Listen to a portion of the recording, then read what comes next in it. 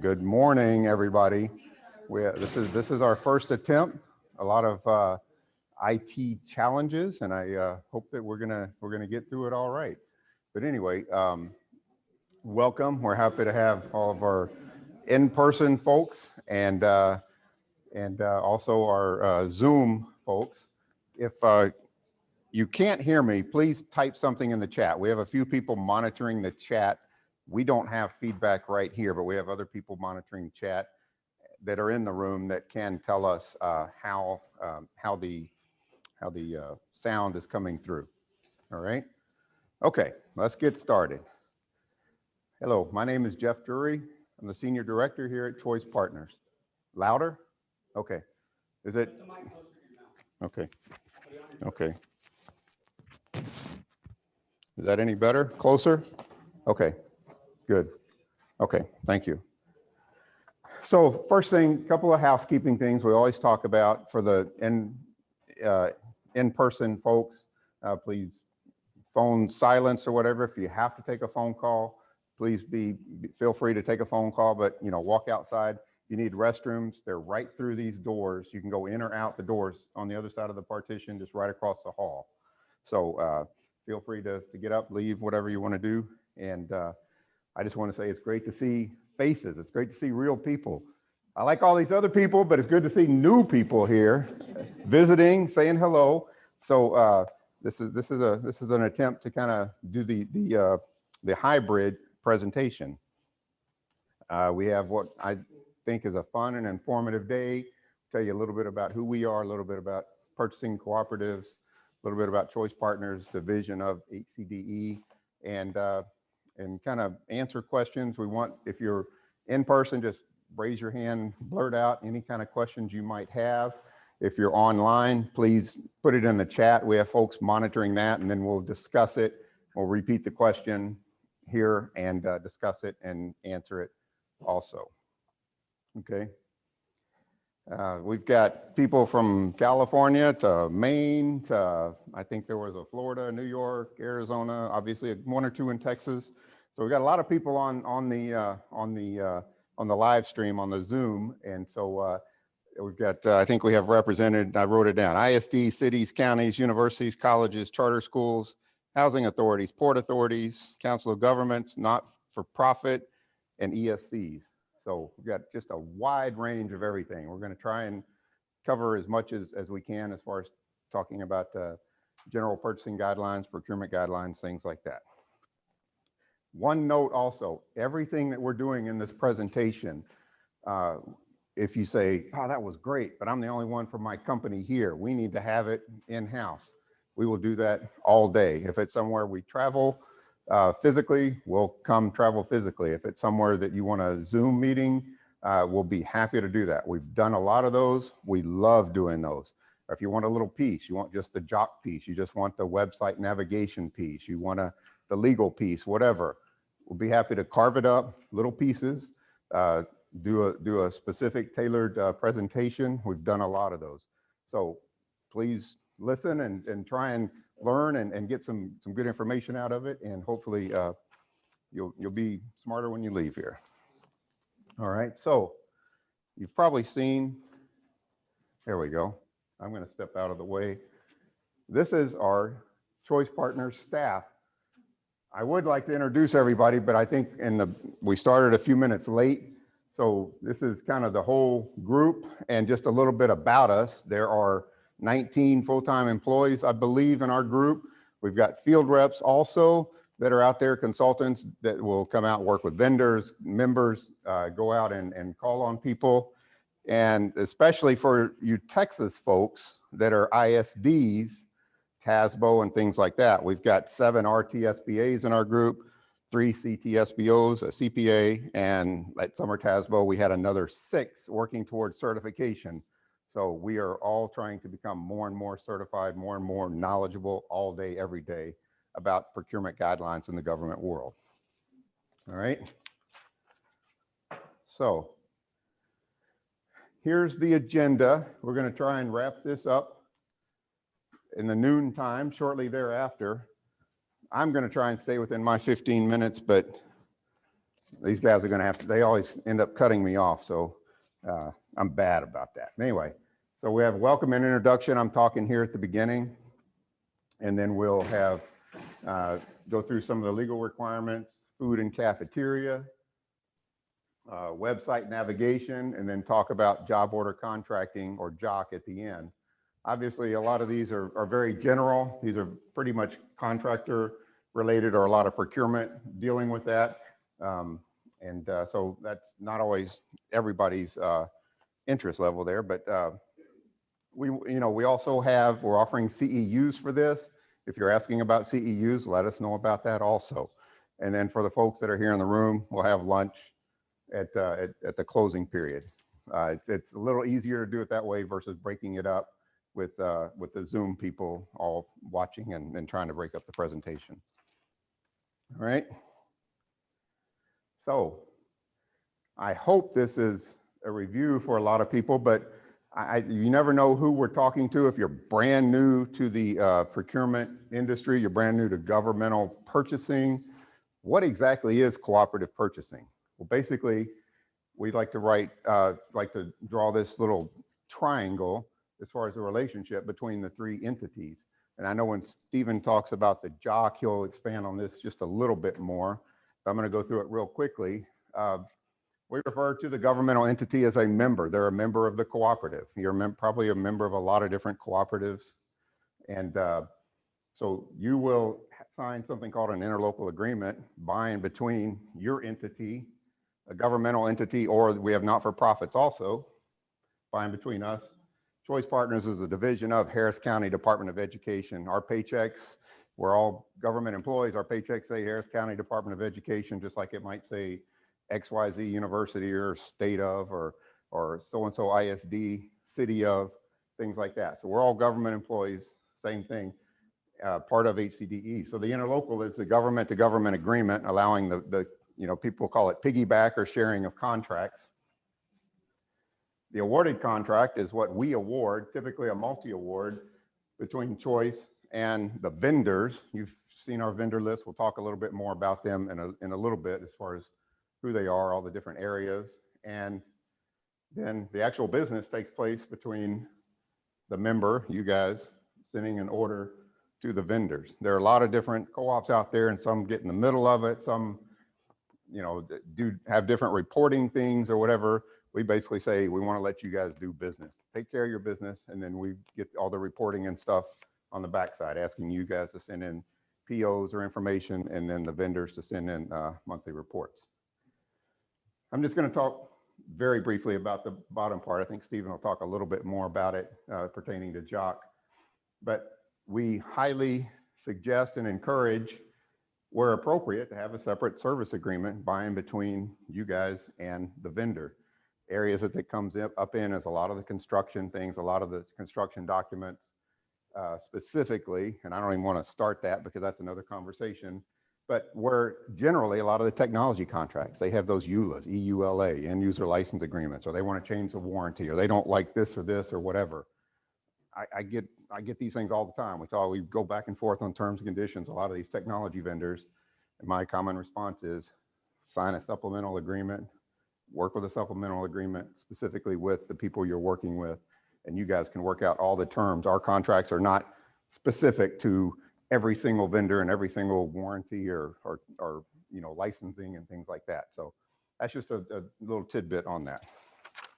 Okay. I think I have 2 more slides maybe.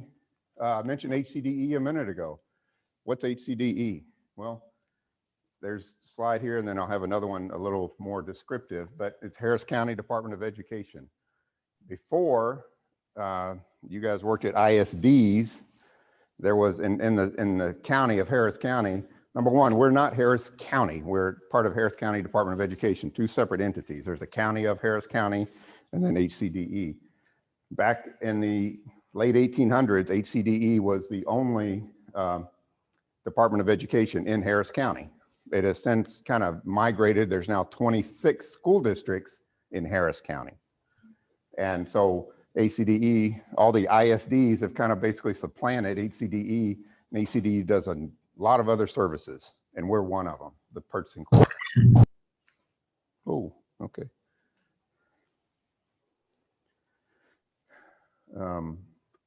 One of the things that I was going to go back here with HCDE being a governmental entity, we are, I'm sorry, question? Oh, no. Yeah.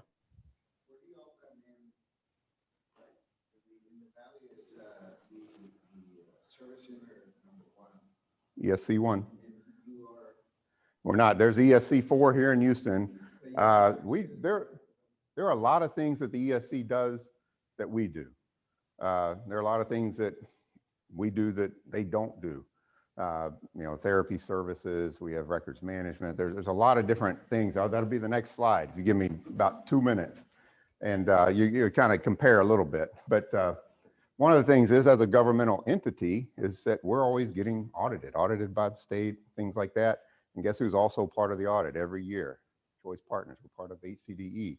So this is a little bit of my sales pitch. When you're dealing with co-ops, or you've decided to use a cooperative, think about who the cooperative is. Think about the compliance, think about, you know, we use our own contracts. We have schools, we have buildings, we have facilities that use, you know, the carpet and lights and everything else use our contracts, and they're always subject to a lot of the same rules and regulations that you guys do. We write our own contracts to the level of us being able to use them also. One of the other things we undertook in 2021 is we did an internal controls compliance audit. We just did it to get better. You know, they say iron sharpens iron. We always want to be getting better. It costs us tens of thousands of dollars. Nobody asked us to do it. No co-op industry said to do it. We just want to get better. The preliminary findings on that, after reviewing 26 sections, and Joanne, how many tens of thousands of documents? No findings. I've got the initial draft right here from the third-party accounting firm. We think we're doing pretty good. There are a couple things to look at, but no findings. And so we'd like to talk about that. It cost us a lot of money, but we think we did very good. And I'd challenge you to find a lot of the other people in our space and our business cooperatives that have that kind of track record. All right. Okay, so HCDE. This is kind of a little, we kind of call it the house. It used to be built like with a little roof up there, and kind of say this is the HCDE house and all the pillars they call it. So Adrian, I know you're asking about like some of the things. We have an adult ed, we have an after school program for kids, Head Start program, special schools for troubled and adjudicated youth, things like that, therapy services. And then right down here in the bottom, one of the others, I think there's what, 26, 27 divisions within HCDE, is Choice Partners. And we're a national purchasing cooperative. We're in, I think, 44, 45 states. We're not in every single state. There may be, I don't know, Connecticut or something, North Dakota, and there may be one or two. I'm sorry if we are there and you're on the call, but there may be one or two of the small states where we are not in at this point in time, but we're nationwide. We've got business from California to Oregon to Florida to Massachusetts and Arizona, Missouri, everywhere in between. So we're one of the, I wouldn't call us one of the, they call them the pillars. These are kind of larger divisions with typically dozens or hundreds of employees. But here we are, we've got about 20 employees, 18, 19, 20 employees here with Choice Partners. And we work with about 700 vendors. We've got a couple thousand members, things like that. And so that's kind of a little bit about HCDE. HCDE is actually a taxing authority. They tax and they receive tax money. I think it averages $12 or $13 a house or something, very little per year, very low tax. But we are totally self-funded. Everything that the vendors do pay for us. And then money goes back to help other programs and a lot of these other things out there. So with that, I think the next person that's going to speak is Steve Gibson. He's going to talk about some of the legal requirements, some of the things that you guys are familiar with. Did I answer the question or at all as far as who we are, or HCDE compared to an ESC? Yes, no? Okay, so I'm going to go to the next slide. Legal, and I'm going to switch the mic off right here, or hand it off. And Please feel free in the chat. If you have questions, things we didn't cover, you said, oh, I thought you were going to talk about this. You didn't talk about this. You didn't cover, whatever. Be happy to answer any questions. Steve, I want you to make sure it's way up. Make sure it's high. Okay, very good. I hope you all can hear me. I'm gonna, and even a little bit better once I get this microphone situated on me. I was reminded, we've put out some breakfast for y'all. Please go ahead and help yourself. And I'll just kind of go real slow in the beginning while y'all are doing that. So we keep your attention. Have at it. You're not going to hurt anybody's feelings. Yep. And I'm real bad at this. I don't know, Jeff, could you help me see if you can get this thing clipped Yeah, on? you won't even be on camera either. I think, oh, there it is, alligator clip. Okay, how's that sound for everybody? Go ahead. Am I loud and clear? Awesome. Okay. All right. Okay, well, howdy. It is good to see everybody's face. Very excited to present kind of the legal components. And let's see. Jeff, did you have a clicker, right? Is this it? Okay. That's slide one. All right, got it. Go to the right. So I'm a contract manager here at Choice Partners. I've been here since February of 2020. And I've worked in public and private sector purchasing for about 20 years. I've been involved in projects as small as coffee mugs and as large as multi-million-dollar engineering and construction contracts. I was also a Choice Partners customer before I joined the cooperative as their employee. For my first public purchasing position, I had the pleasure of working on a transformative project with the San Jacinto River Authority, and that's where I earned my CPSM credential, and also had the chance to watch a sleepy little river authority grow into a well-oiled engineering and purchasing powerhouse and construct a $200 million surface water treatment plant, 55 miles worth of 55 miles worth of pipelines as part of the largest public infrastructure project in Montgomery County history. And while that was a glory project, I also at the same time had to purchase a lot of other things besides very detailed engineering and construction contracts. So with my time being better spent on the riskier and more competitive contracts and all their RFPs and contractor questions, engineering reviews, addendums, pre-proposal meetings, and bid openings, I began to start telling my boss about some of these cooperatives that I was running into at trade show events that had a way that we could procure legally from established contractors at pre-bid pricing without the time and the hassle of a formal bid process. Once we had a leaky roof, and what a relief it was to be able to call and get a contractor working on it right away.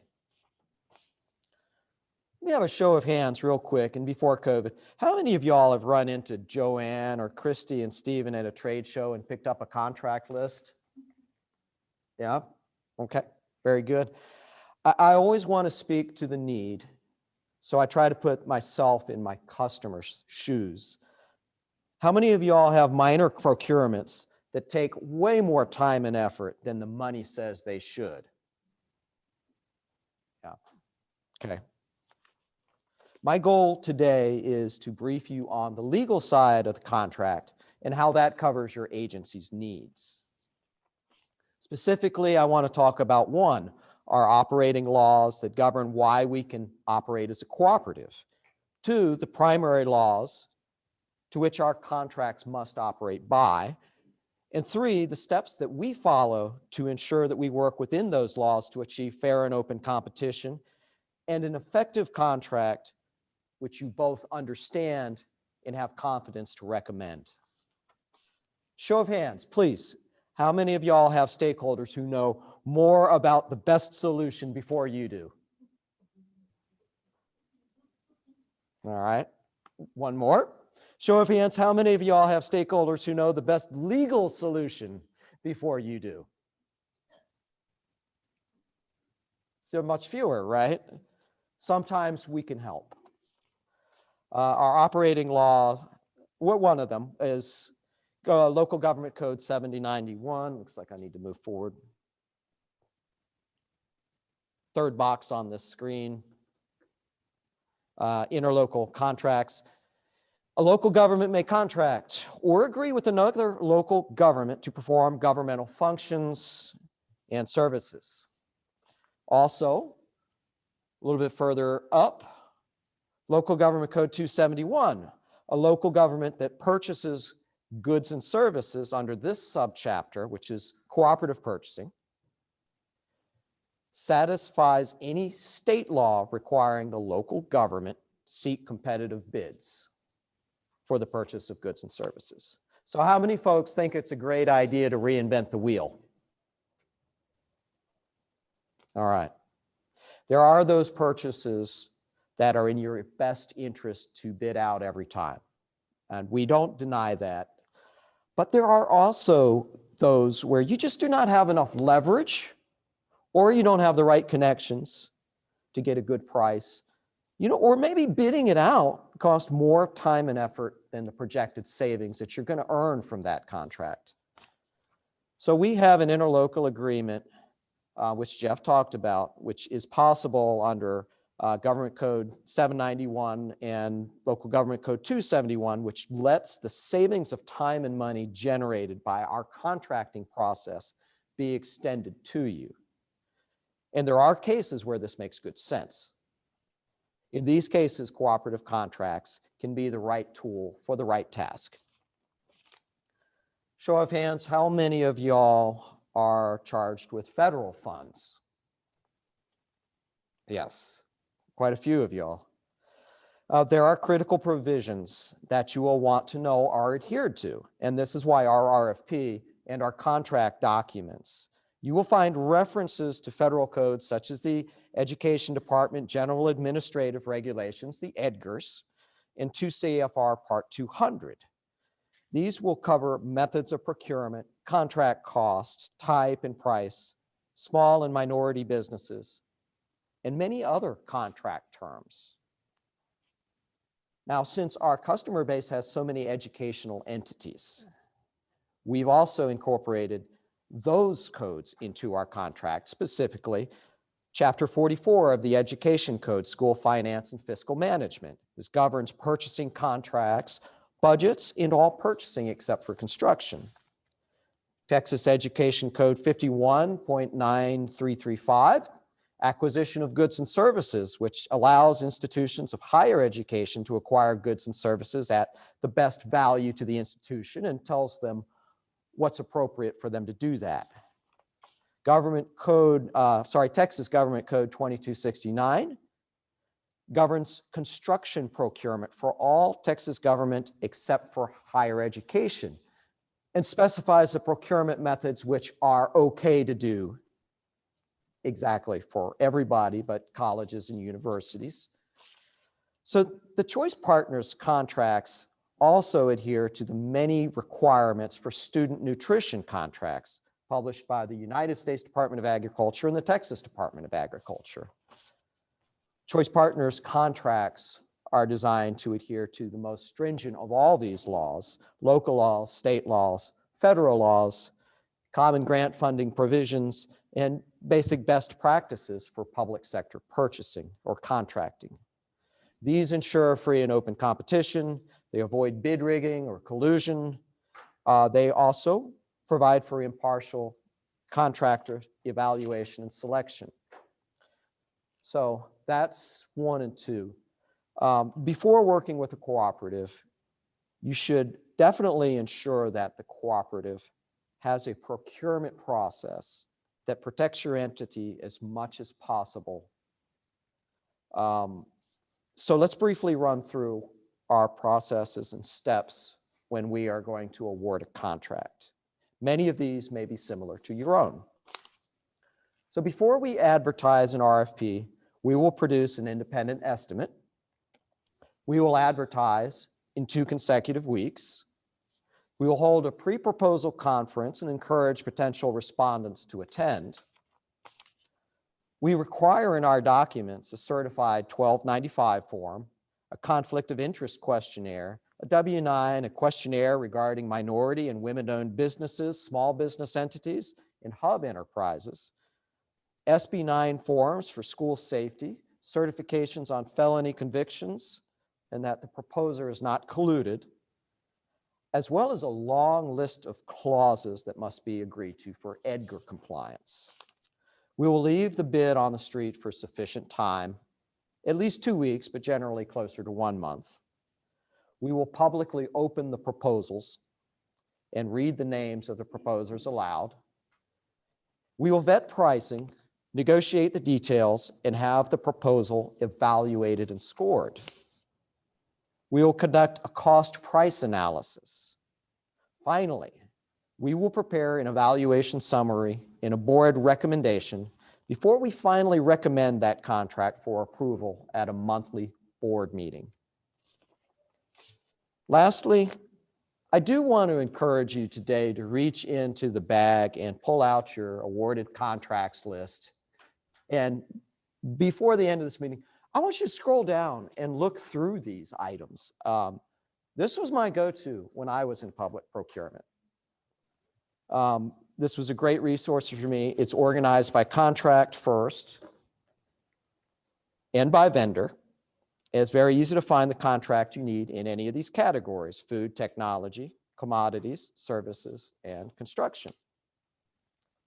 So with that, I'm going to complete my section on the legal, and I'm going to hand this off to our food folks. That would be Tricia and Laura from the food part of our cooperative. And then Stephen Kendrick's going to take you on a journey into construction and maintenance.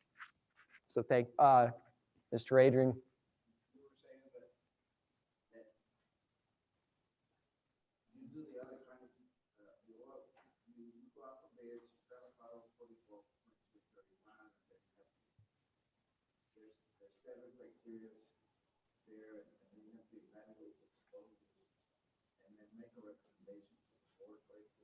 Exactly. Yes, sir. How long do you think that process is? Is it usually take 2 days, 3 days? Oh, I would say usually sort of longer than that. Now. Can you repeat the question, please? Oh, okay. Adrian was asking how long the evaluation part comes out, according to 44.30. Yeah, 4434. How long does that take? When you have proposals, you have to have them evaluated according to the criteria that's spelled out. And I think you mentioned there's 7 of them. This can be fairly quick, but it's unusual. And it's oftentimes because we receive so many proposals. So the first part is that there is a substantial time, which is usually takes no less than 1 week, where we have to review all those contracts for conformance to make sure that they've crossed the I's, dotted the T's on the legal paperwork, to make sure they're not asking us to do something which is illegal or unethical, to make sure that basic things are in their documents are correct and that they've complied with all the laws and regulations. Then we have to go and have them evaluated.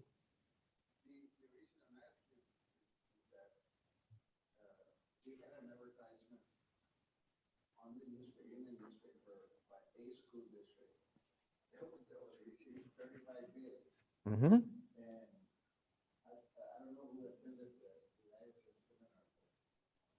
had it as a headline news because it comes out in the newspaper, right? So right. The school district had 35 items, and they start, the bids are received starting at 9 o'clock, 9:15, 9:30, 9:45, then all the way down to 5 o'clock. So wow. There's 35 bids in there, and he actually says, we're going to award these bids on the August board meeting, which he only had 30 days to evaluate 35 bids.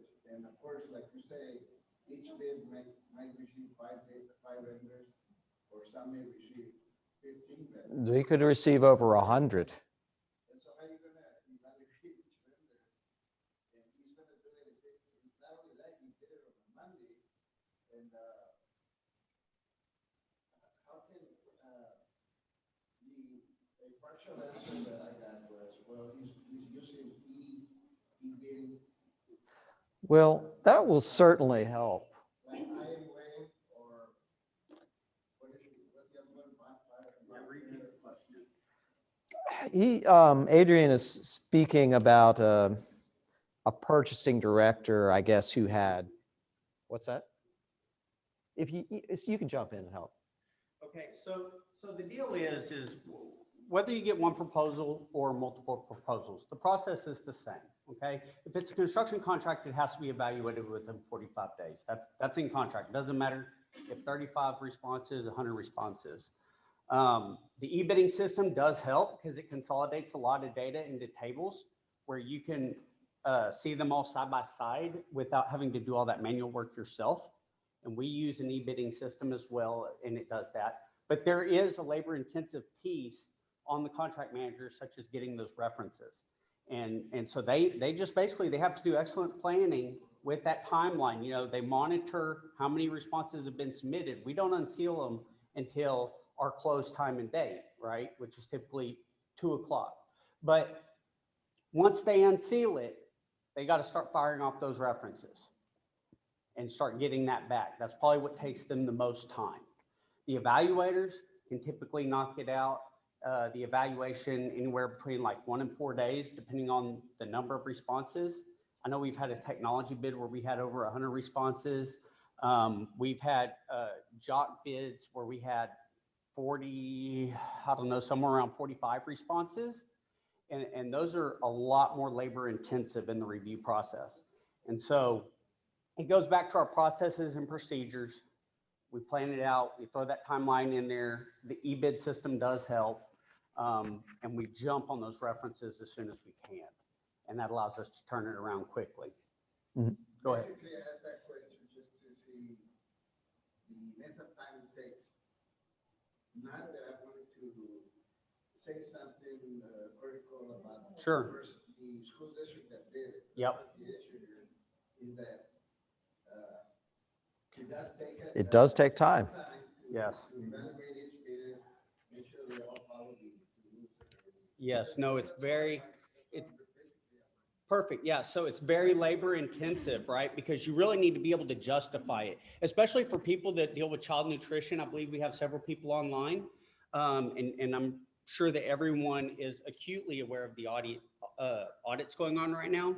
We have to actually put notes on every score for every line, justifying our score. We have to come up with pricing matrix.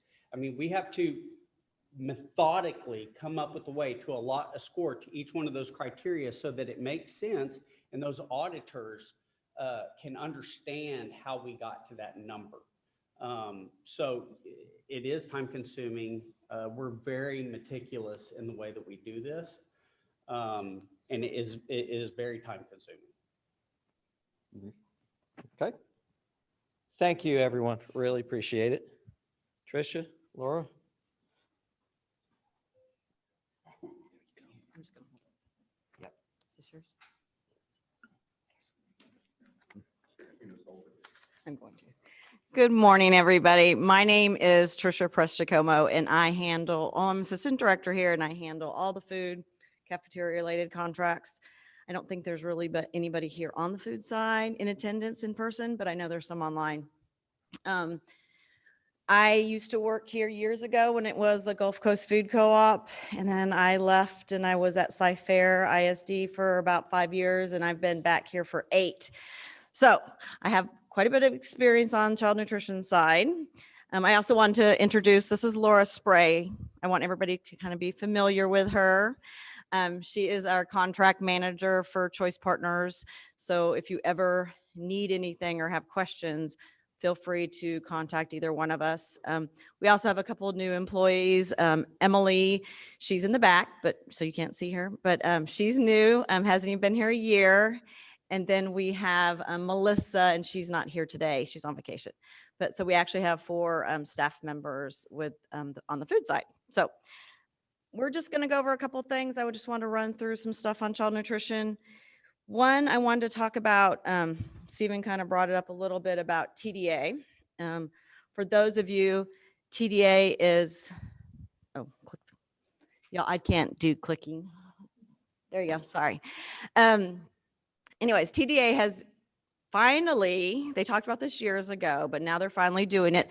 They're working with a lot of the co-ops and auditing our contracts. For the last couple of months, we've had a specific person at TDA that we've been working with. So they have access to our online system. They can pull all of our contracts. And then we've had a couple little webinars, little conference calls with them where they've asked questions. We've clarified some stuff. So this is the hopes of the next time you have a procurement review, annual review, if you use Choice Partners contracts, you will not have to be audited as severely as you have this past school year. This past school year has been a little rough for some districts. So basically on the procurement review, the only thing that you're going to have to do is basically give them, look at pricing and look at your invoices. So we're hoping that that will be done for this upcoming school year. So this year they're going to be auditing school year 2021 contracts. Any questions on the TDA stuff? Okay. I know there's a lot. There are some procurement trainings coming up with TDA, so please be aware of that. They had one, I think, on the 7th, and then they did host one at TASN last month at their conference. And those are both posted, they videotaped them, they're both posted online at Score Mails. And then they have one, I think, on the 21st. So there'll be another one on the 21st for CEs to join in on. And they're actually in August gonna do another TDA co-op training. So they're just gonna work with the co-op directors. And I'm assuming they're gonna go over any past findings this past year and talk about how we need to move forward. So there's gonna be a lot of changes. Enough of that. No questions, TDA questions? Yes, Adrian. Would they be able to monitor the co-ops where they overlap in region? He's asking if they're going to be able to, if TDA is going to be able to monitor the overlap of regions with the co-ops, and I'm not quite understanding that question, I guess.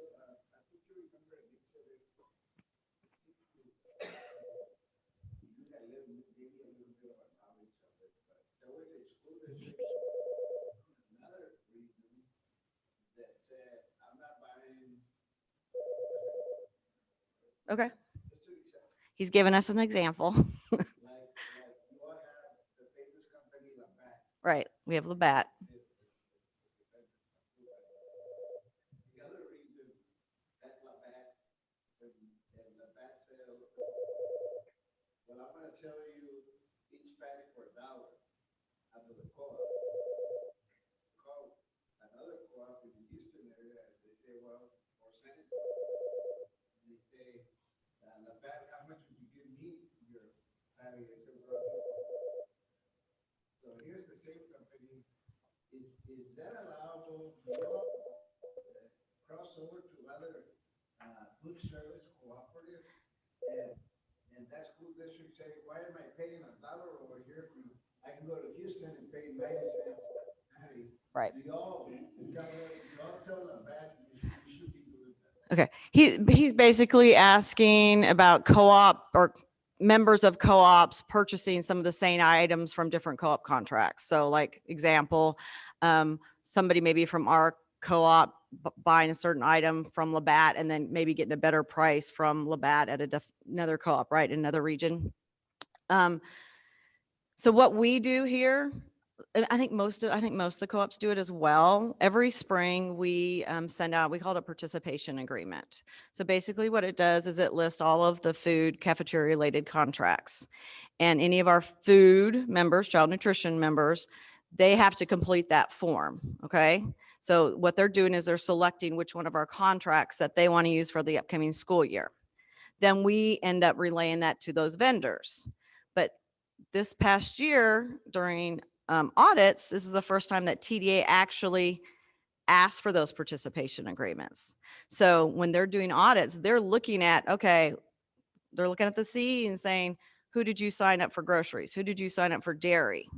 They want to see those invoices. So their big thing right now is duplicity. That's a big word with TDA right now, is no duplicity. So if you say you're going to use a contract with Choice Partners for dairy, you can't use another co-op's contract for dairy. But you, so that means if we use choice, Yes. I don't have to use region-wide, even though it's You can use, I have districts all over the state that use our contracts that are not in the Houston, Harris County area. San Benito ISD, if she's on, I think she was supposed to be on, she uses our food contracts and she's down in the valley. She's not in our area. even though there's a region one over there that has a food service company, same vendors, and yet they ignore that co-op and they come and deal with the Houston. I think it's a better contract or something. I think one of your questions is very parallel to any school district, say, Cy-Fair, Katy, two of the largest ones, Dallas ISD. They ask for somebody and maybe they ask for a price on something and someone else in a small school district, maybe a 1A state or 1A school or whatever, maybe the small school districts, let's just call it a widget, may get a dollar price because of their buying power. Okay, some ESCs may be larger, some may be smaller in volume and logistics. A lot of things come into play. I wish that it would be absolutely positively across the board.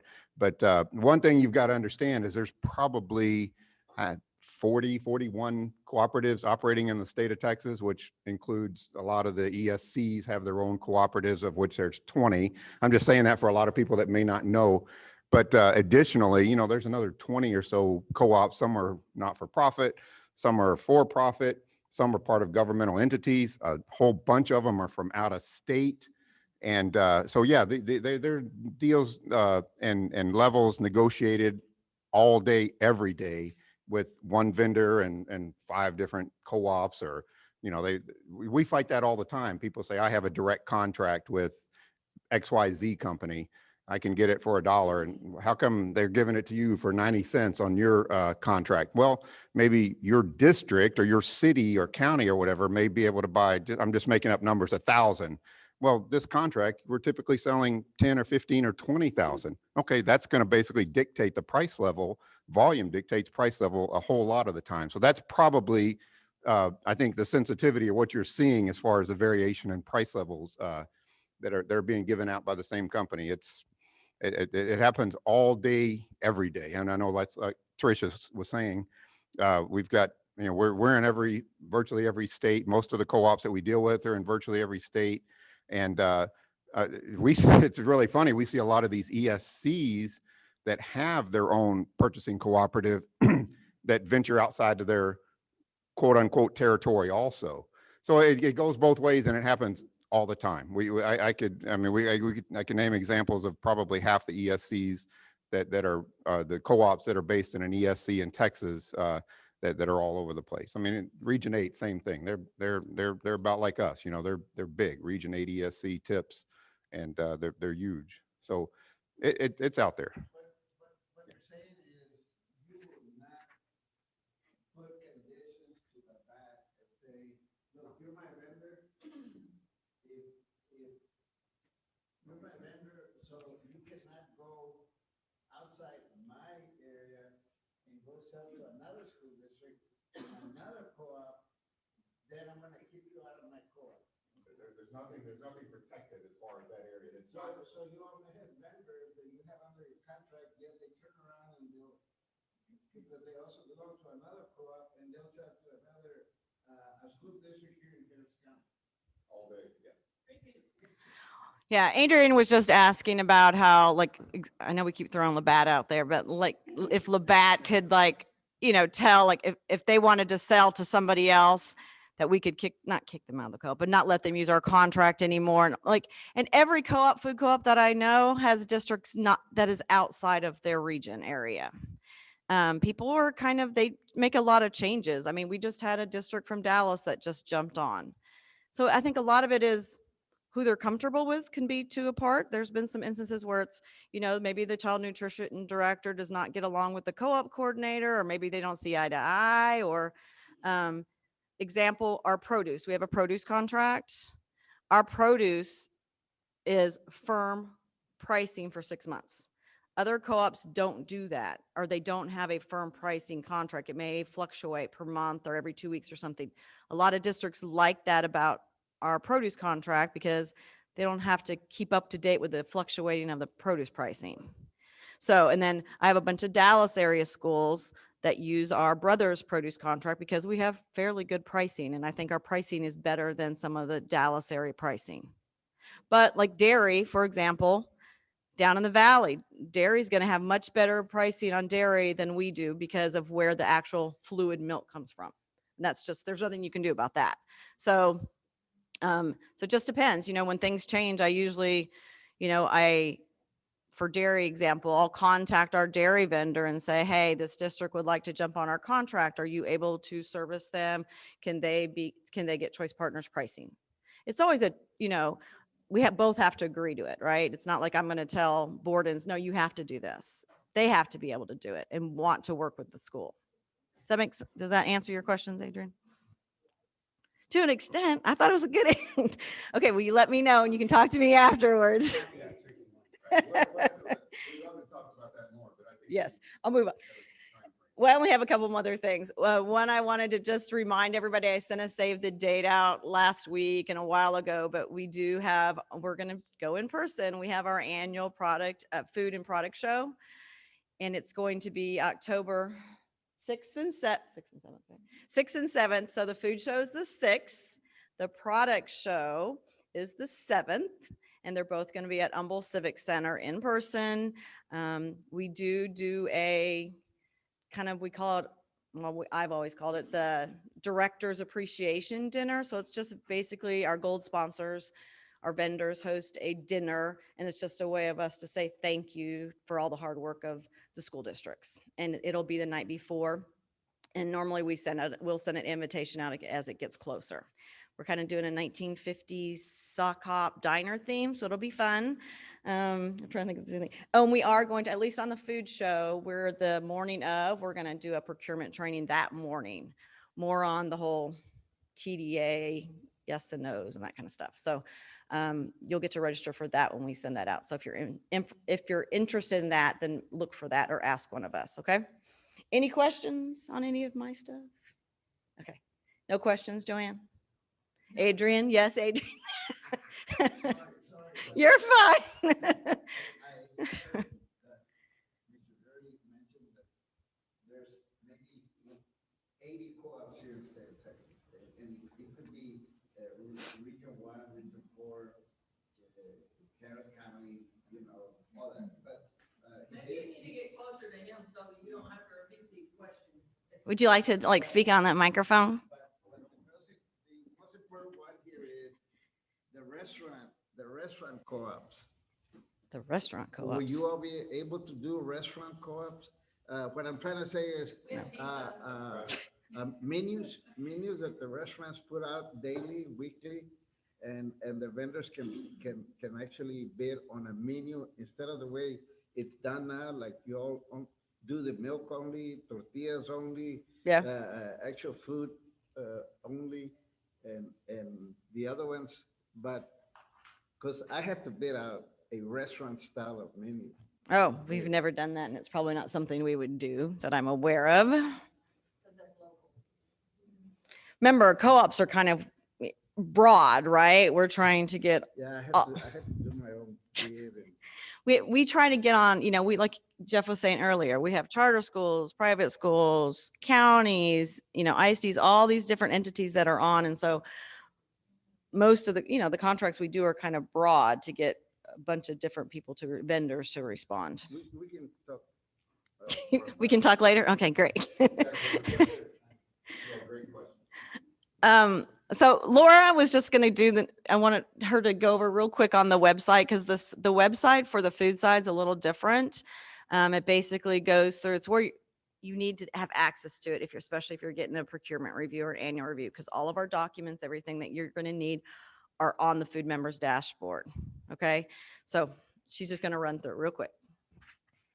Okay, good morning, everybody. Again, my name is Laura Spray. I am food contract manager. So I work with Trisha on all the food contracts. So I'm just going to briefly touch on our food side, what we call the food side of the web page. So when you go to log in, this is your login page. Let me see. Yeah, there's 2 login pages and this one doesn't have it. This slide is incorrect. Okay, so typically when you log in, there's going to be a little checkbox where you click it and it'll take you directly to the food page. Okay, so a lot of times you can pull up the member login, there's a little checkbox and you want to click that. So then when you log in, this is the dashboard you'll come to for all of the food contracts.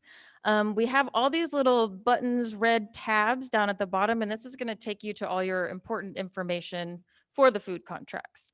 So we have a list of our current vendors. The commodity processing tab, that's going to take you to all the commodity processing documents. So that's going to be your SEPDS, your commodity calculators. And if you're not in food, that probably doesn't make any sense to you. But if you are in food service, you'll know what I'm talking about. This is also where you're going to find all the food labels, the nutrition product labels, CN labels for all the commodity processing foods. The pricing tab is pretty self-explanatory. This is where we're going to have the pricing for all of our vendors and all of our contracts. We typically keep current year pricing and previous year pricing on here, and so that people can compare and kind of see if there's any increases, decreases.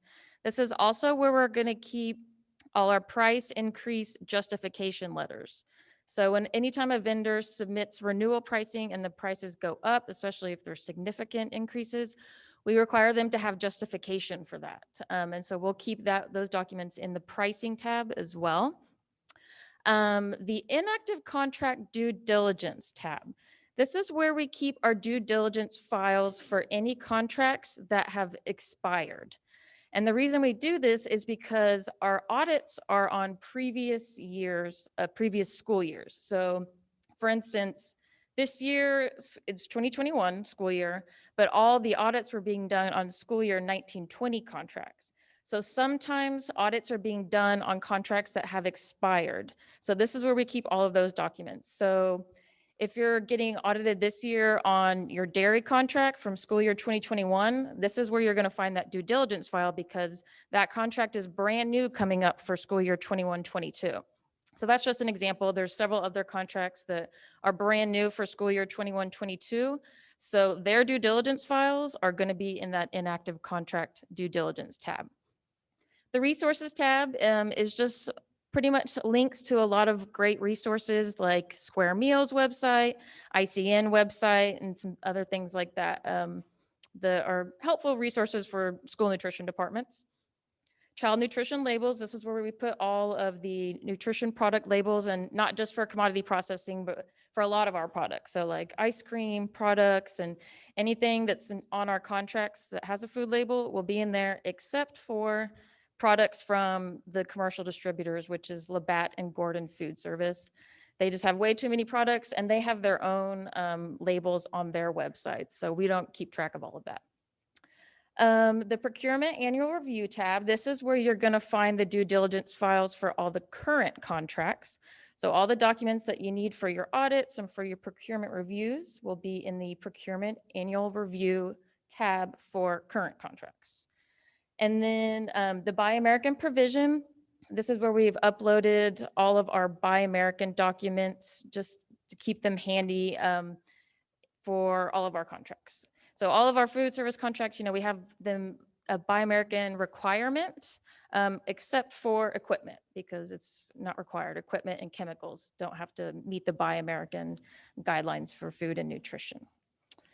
So that is it for the food side of the web page. Does anybody have any questions on that? All right, it's a great resource. So if you don't have a login, a member login yet, all of the website actually is a great resource. Make sure you get one because it will be very, very helpful. And now we are going to have Joanne, I believe, do our next session or section on navigating all of the website. Howdy, howdy, howdy.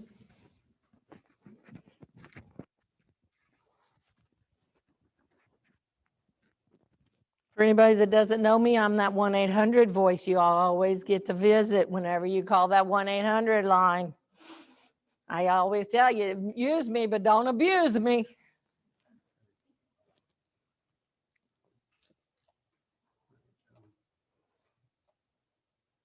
We've got a very productive website that has a lot of information to it. And I want to make sure that you know exactly what you're getting whenever you're not logged in and exactly where you can get to when you are logged in. I'll also show you that one little blip of the food login page where you do log in, where you have to make that decision, whether you want to go to the food side or whether you want to go to our side. And I want to go to About Us. But whenever I need login, I will need a login. Most of our information, if y'all don't mind, I'm gonna sit right here so that I can operate this computer for you. And so hopefully everybody can hear me out there in La La Land, and somebody else gets to work the chat for right now, please. Under About Us, we have all of our documents that are free and public to everybody out there, but we have this information page that kind of lets you know exactly what Choice Partners is, what we do, where we're going, how we're getting there, what contracts we have, and what have you. If you're not a member, it lets you go straight to the member login here. We also have, tells you that it's an all-in-one contract, co-op that lets you do everything from right here. The only thing that we do not have at the current time is vehicles and buses. So once we figure a way to let our administration get us those, then we'll be able to do those. We do have United Rentals that can do the major equipment. They do have lease, sale, or rent. So they are a good resource if you need the larger equipment. Our procurement process, they were asking on the phone, on the chat line about questions about our processes. We have our processes right here under About Us, procurement process. And it lets you kind of go through the steps that we have, but it also allows you the technical detail portion of exactly what we do, how we do it, and why we do it, and how we get there. So you can always detail this. After that, I have added some new things where you can see exactly FEMA's fact sheet, so that if you're dealing with those federal funds, you can immediately go figure out, am I following federal procurement for this procurement? Okay, we have a lot of local stuff that we all are used to doing, especially in the school districts. We normally get to do local, but every once in a while they'll throw one of those child nutrition things in front of you and you go, whoops, red flag. Now we've got to go over to federal law, okay? So that's why we've kind of put these here for you, and we've also put a FEMA checklist so that whenever you do that purchase order for that federal procurement, you have this checklist that can help you get to where you're going, okay? Hopefully you can do it. It shouldn't be hard. It's all there. It's very helpful. You can get there any time of day and night. You do not have to be logged in for those things. The next thing that we have are frequently asked questions. Now these questions answer those questions mainly for those people that are not members yet, that are more looking for who is Harris County Department of Education? Who is Choice Partners? What's the connection? Because I get phone calls all the time. Well, who is Harris County? Well, we're not Harris County. We're Harris County Department of Education, and we are Choice Partners, which is a division of Harris County Department of Education. We have to make that differential because we are not part of Harris County Harris County. We are Choice Partners, a part of Harris County Department of Education. Now, whenever you go through your procurements, you have to take your little letter and stuff like that to the board, let them know the co-ops that you're using, whether they're EDGAR compliant or not. We have our fee schedule here, but we also come right under it. We have all contracts are to CAFR 200. In order to make that statement, we also have to have a letter that backs that up. One from our Assistant Superintendent of Business Services that he signs with his little name that tells him that yes, we are EDGAR compliant, and he does it, and I'll put that letter right here for you. You normally need that letter once a year. So every year this is updated, and it's normally updated around June. So I start getting phone calls in June. Joanne, where's the letter? Oh, hang on, it's not the end of the month yet. It'll be there shortly. So sure enough, we get it up there and this is where I put it. Anytime you want to know anything about Edgar, we have these little questions, benefits of using choice, governmental entities, how do they get to use it? This goes through Steve's presentation of where he is on all those laws. This is actually the law, and you can click on it and it takes you to the actual law and why we have to follow it, okay? It's just an easy way to get to those so you don't have to go look it up online yourself, okay? Our lead agency, if you want to call it a lead agency, is Harris County Department of Education, because we are Harris County Department of Education. Kind of let you know how to become a member. If you're a nonprofit, a governmental entity, you can become a member, national cooperative. Go down through all of this. What is a job order contract? For those of you who do not know, it's how to make legal procurement. That ships you over to 2269, which we have that too. So you can click on 2269 and go there and you can learn more about the purchases if you want to look at the jock side of everything. We have our brochure attached.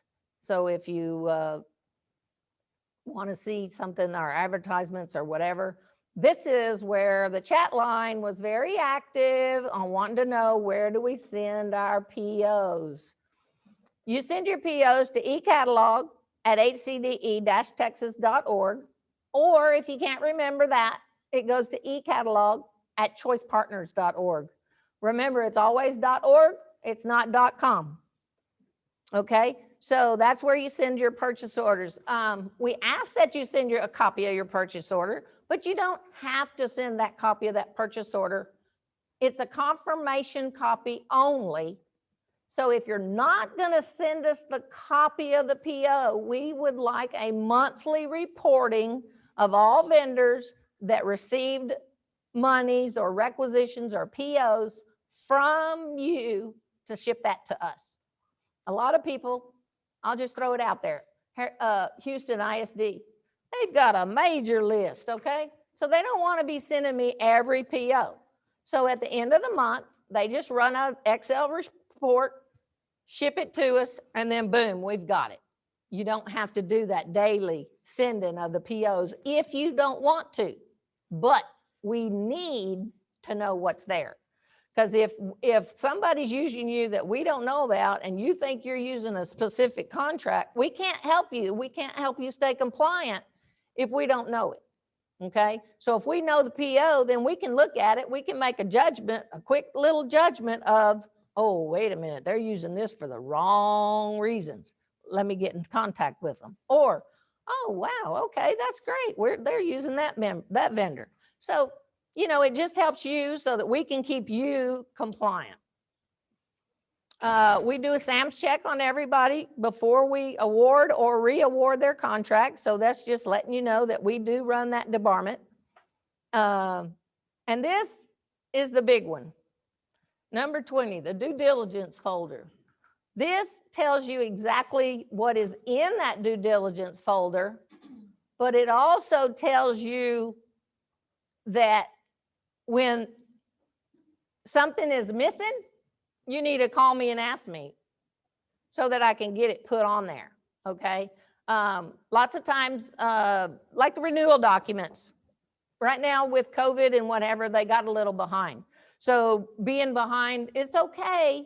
We have the documents, but once we find out, oh, wow, that vendor's missing such and such, then we'll slip it in there and we'll put it up to you. We'll send it to you automatically too, so that you don't have to worry about it. But this does let you know all of the steps that we actually go through to get to our legal awarded vendor, okay? Any questions on our FAQs? I'm going to go over here to the members and I'm going to pray that my member login works.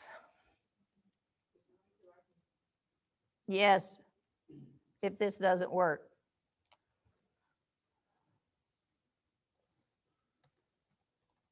And unfortunately, I didn't think about this till I was already down here. But before I do that and press that button, this is your member login that lets you go to where the food side is.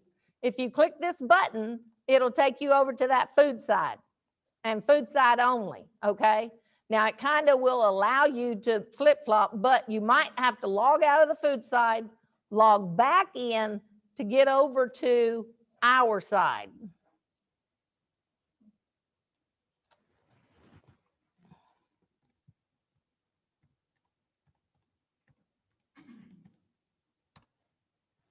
Darn it, come here.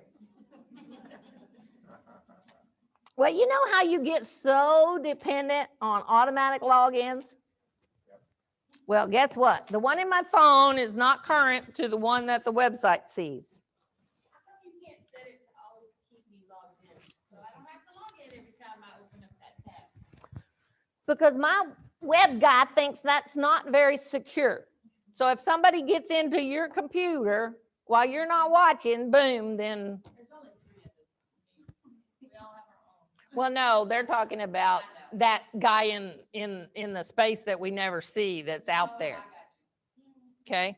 Okay. So this is going to be a demonstration more of what happens when you are logged in and what you do actually get to see. This is kind of what I call behind the curtain. So once you get logged in, then you should be able to see these 5 tabs as a member. Okay. With these, this is where you get to help yourself speed your job up if that's what you're looking for. Most requirements of most entities are going to require 3 quotes. Ours requires 3 quotes no matter the total.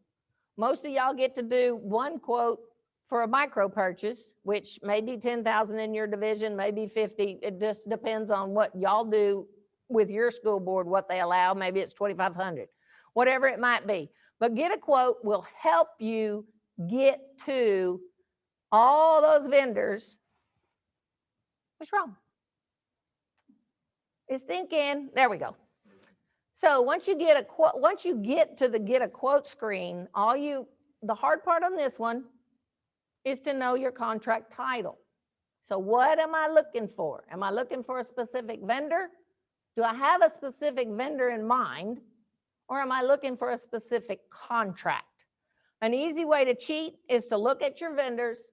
Maybe you want to do, I don't care, athletic, physical, supplies, what have you. So that's what I will go back to my members. Where did I do? Let me go back one. So if I do athletic and physical education supplies and equipment, I check that box. Once I check that box, it brings up all the vendors that we have that are in that area, okay? So we can either select one or we can select all. We select all. Oh my gosh, I don't want them. I want to take them out. All you have to do is take them out. It's real easy. Now, if you decide you want to unselect them, because sometimes there's 70 of these people in here, okay? So sometimes you may not want to send a request to all those people, because remember, you're the one that's going to get the email that's coming back telling you, yes, I do, or no, I don't. So remember, do you want 70 emails or maybe just 5? If you only need 3 quotes, then let's just pick 3 people and then we'll ask them. You have 2 options here. Your product service information is exactly what am I looking for on this project. Okay, so you type in whatever you may want to type in and you'll put it there. Some of your end users might be nice enough to give you an Excel spreadsheet that says, okay, here's my list of my athletic supplies that I'm looking for. Now, give me a price on these items. Now, when they do that, boom, I got a little choose my file right down here where I can fill that out, attach my file, and I don't have to put all that work up here. I can just say, see attachment. Once I do that, then they know that that attachment's already on that email and they need to look for it. You'll fill the rest of this out. Some of it self-populates, like this right here, Choice Partners School District, because Monique's the one that's logged in. Then you put in your phone number. Now you have 2 options here. Are you the one that's going to use the information? Or does it need to go to your end user first, let them verify the information, and then send it to you? So on your options here, you can put their name and email. Maybe they get 70 emails and you don't have to. Hey, helps me. So you'll put their name, their email, and their phone number. Now that all depends on you, whether you're going to do it, which way you're going to do it. Okay. It's absolutely up to you. That's why the system leaves it open. Now then this product service need by, that's very important because if the vendor gets it and it says you want it in 2 days, I'm not going to answer you because I can't get the product to you in 2 days.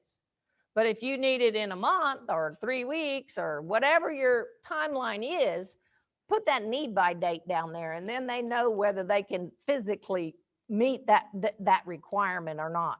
Once you do that, you'll hit submit now. When you hit that submit now button, it's going to send me an email and it's going to send you a confirmation email. That confirmation email is very important if you're dealing with federal funds. You need to keep it because that's your federal fund backup that, yes, I have asked for quotes and these are the vendors that I have asked for quotes from. And then once you get your quotes back, then you'll be able to put the response with your cover sheet to be able to then continue with getting all of your quotes together to figure out who you're going to buy from. Okay? Are there any questions on that? Adrian. You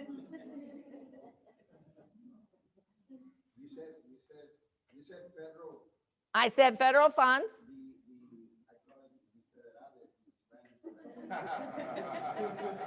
Federales, yep, those people.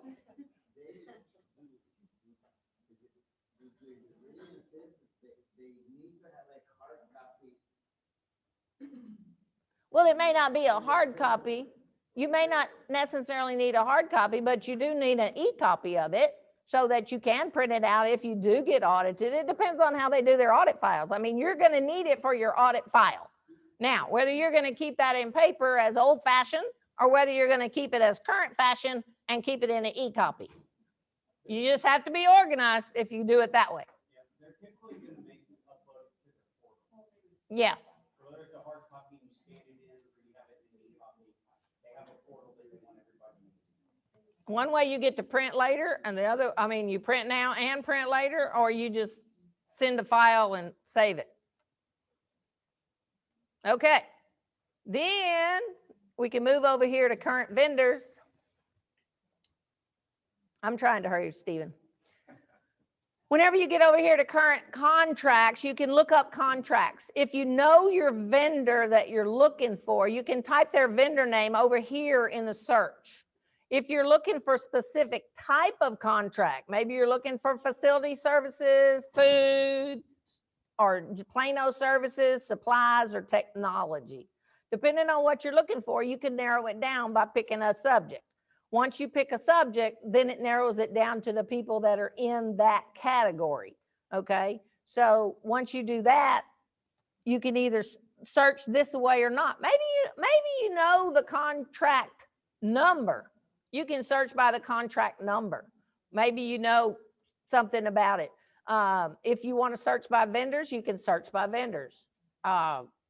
If you want to narrow it down, you can narrow it down. It just kind of depends. So that if I just put over here technology, see how it narrows it down to just things that have technology in it? It may be in their name or it may be over here in this part.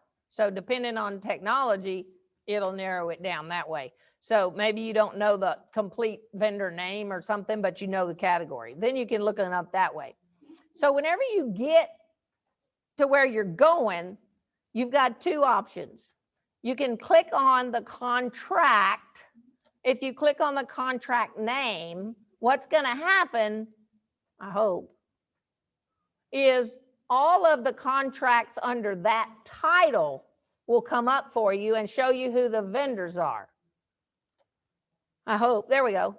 So under Applied Technology Laboratories, we have two vendors. We have Creative Learning Systems and we have Quasar.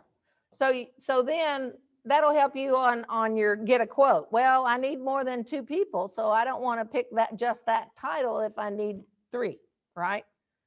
So the other thing that you can do is when you check on the vendor, then it comes to the vendor's landing page.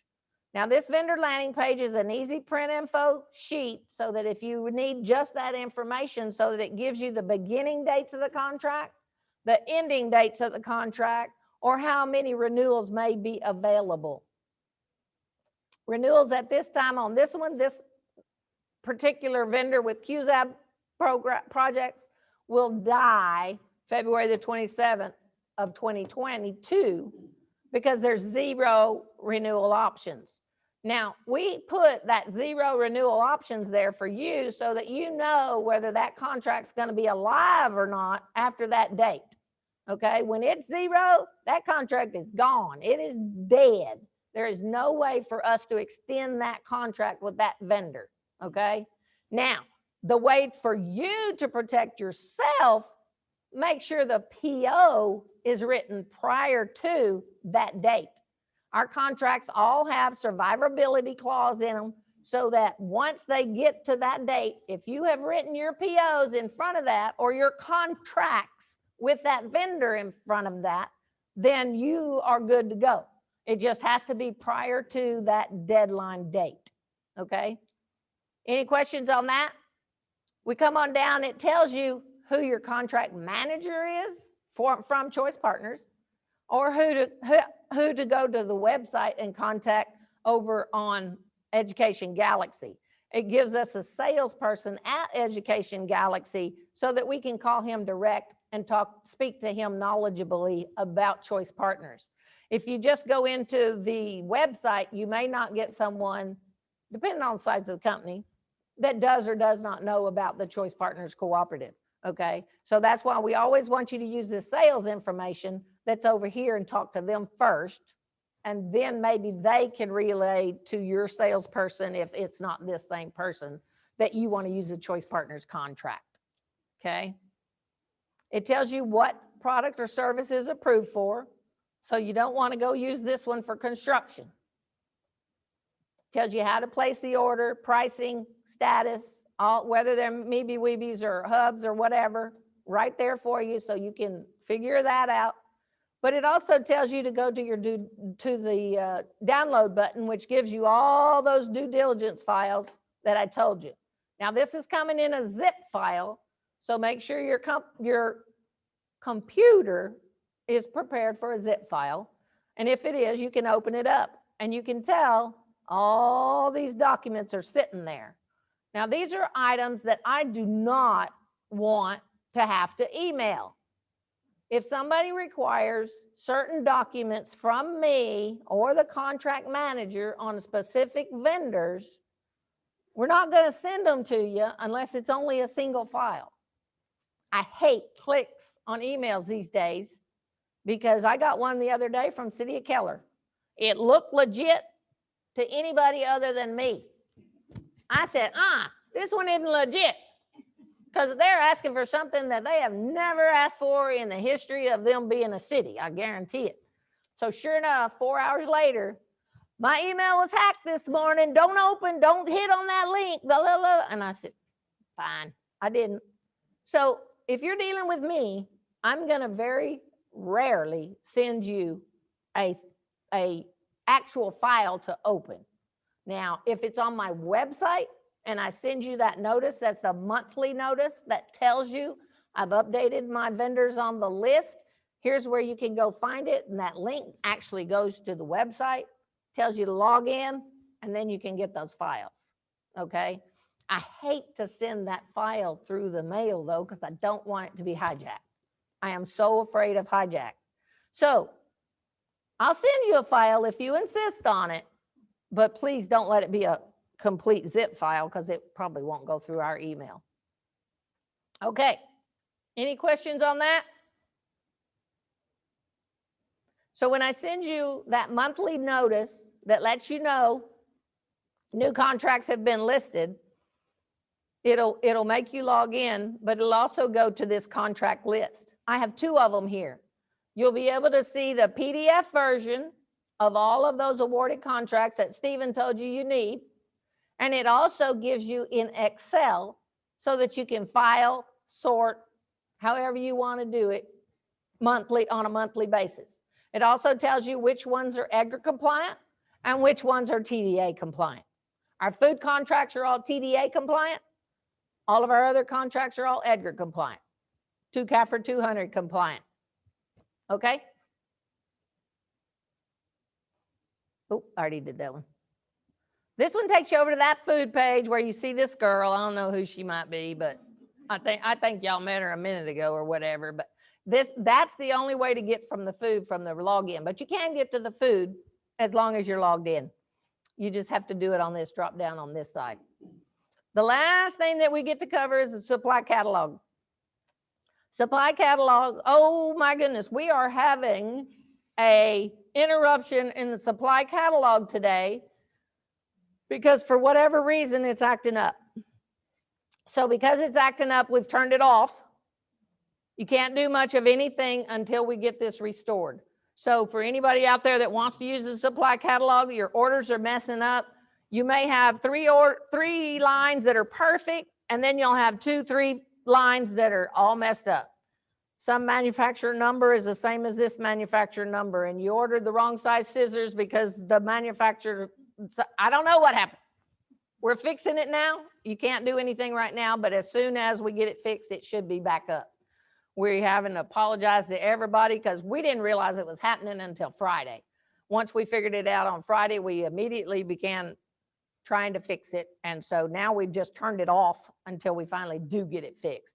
I don't know if those hijackers in that sky got it or what. I don't know what happened.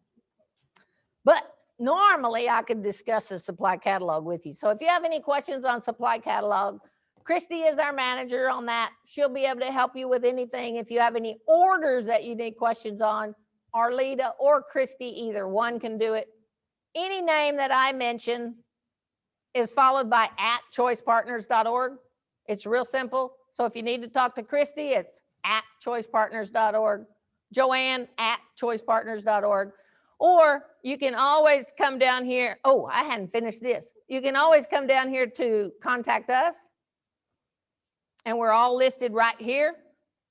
Click on our name, boom, boom, boom, boom, boom. It brings up our email. Now, it'll probably bring up the email that is associated.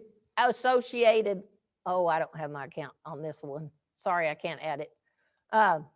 Bring up the email that's associated with hcde-texas.org. Still goes to the same place. Don't worry about it. Okay. Let me go through this real quick. Any current news that we may have is going to be here under current news. Anytime you have any COVID questions as far as providers or need supplies for that, this is all hopefully going to be outdated here pretty quick. I don't have no mask on. Is that okay? We do have a vendor spotlight once a month, so you'll be able to go there and check out and see who our vendor of the month may be. Events is where we're going to show. So anytime we're going to a conference, we're going to a meeting, we're going somewhere, you can see where we're going next. Our next visit looks like it will be, let's see, we just did this one. So our next one will be Stasmo, which is down in the valley, which will be next week. Next week. Now, for today's presentation, it will be located right here when I get back to my desk. I have to upload it. I'll put it right here under presentations. It should be the first one listed, July the 15th, and it'll say member workshop, just like this one does, and it'll give you the headline and then the download for the PowerPoint, okay? Now, when I put the YouTube up, it will be whenever you click into this over here on the headline title, it'll be here, okay? That'll be the YouTube link. That's how to get to it if you want to give it to a coworker and let them look through it and see it. All you do is copy, paste it, paste it into your YouTube, and boom, it'll go. And then you can watch the whole presentation. But if you just want to look at the PowerPoint, boom, it's right here for that. Services just has what we do and how we do it. Bids, we ask that you, anytime you want to tell someone we have none open at the current time about a current bid, they can go here and look. Vendors or if you have any vendors that are not part of Choice Partners, please invite them to come our way. We'll try and help them, try and get them going, try and do the best we can. We do everything legal. So if I don't have anything open, and sorry, I hate for them to be them, but it's, they have to wait. Okay? So, any questions on all of that? If we don't have any questions on all of that, where's my PowerPoint? There we go. This is just going along with what we had. There we go. So that's the member login. This is where the food login button is if you want to go into food only. The members dashboard takes you to that. Our supply catalog, which is down at the current time. Please do not do any supply catalog orders at the current time. It won't do you any good. There's a description of what our due diligence folder looks like, or how to get to it, how to get to our quote, and then our events, our facts, our vendor contact information always shows up, and then our staff contact information is always under About Us, Contact Us. And that, you get Stephen.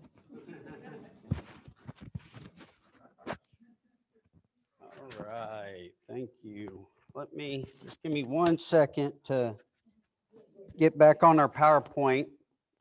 If y'all can't hear me well, please make sure and type in that chat and let us know. Let's see, so let me share. And here we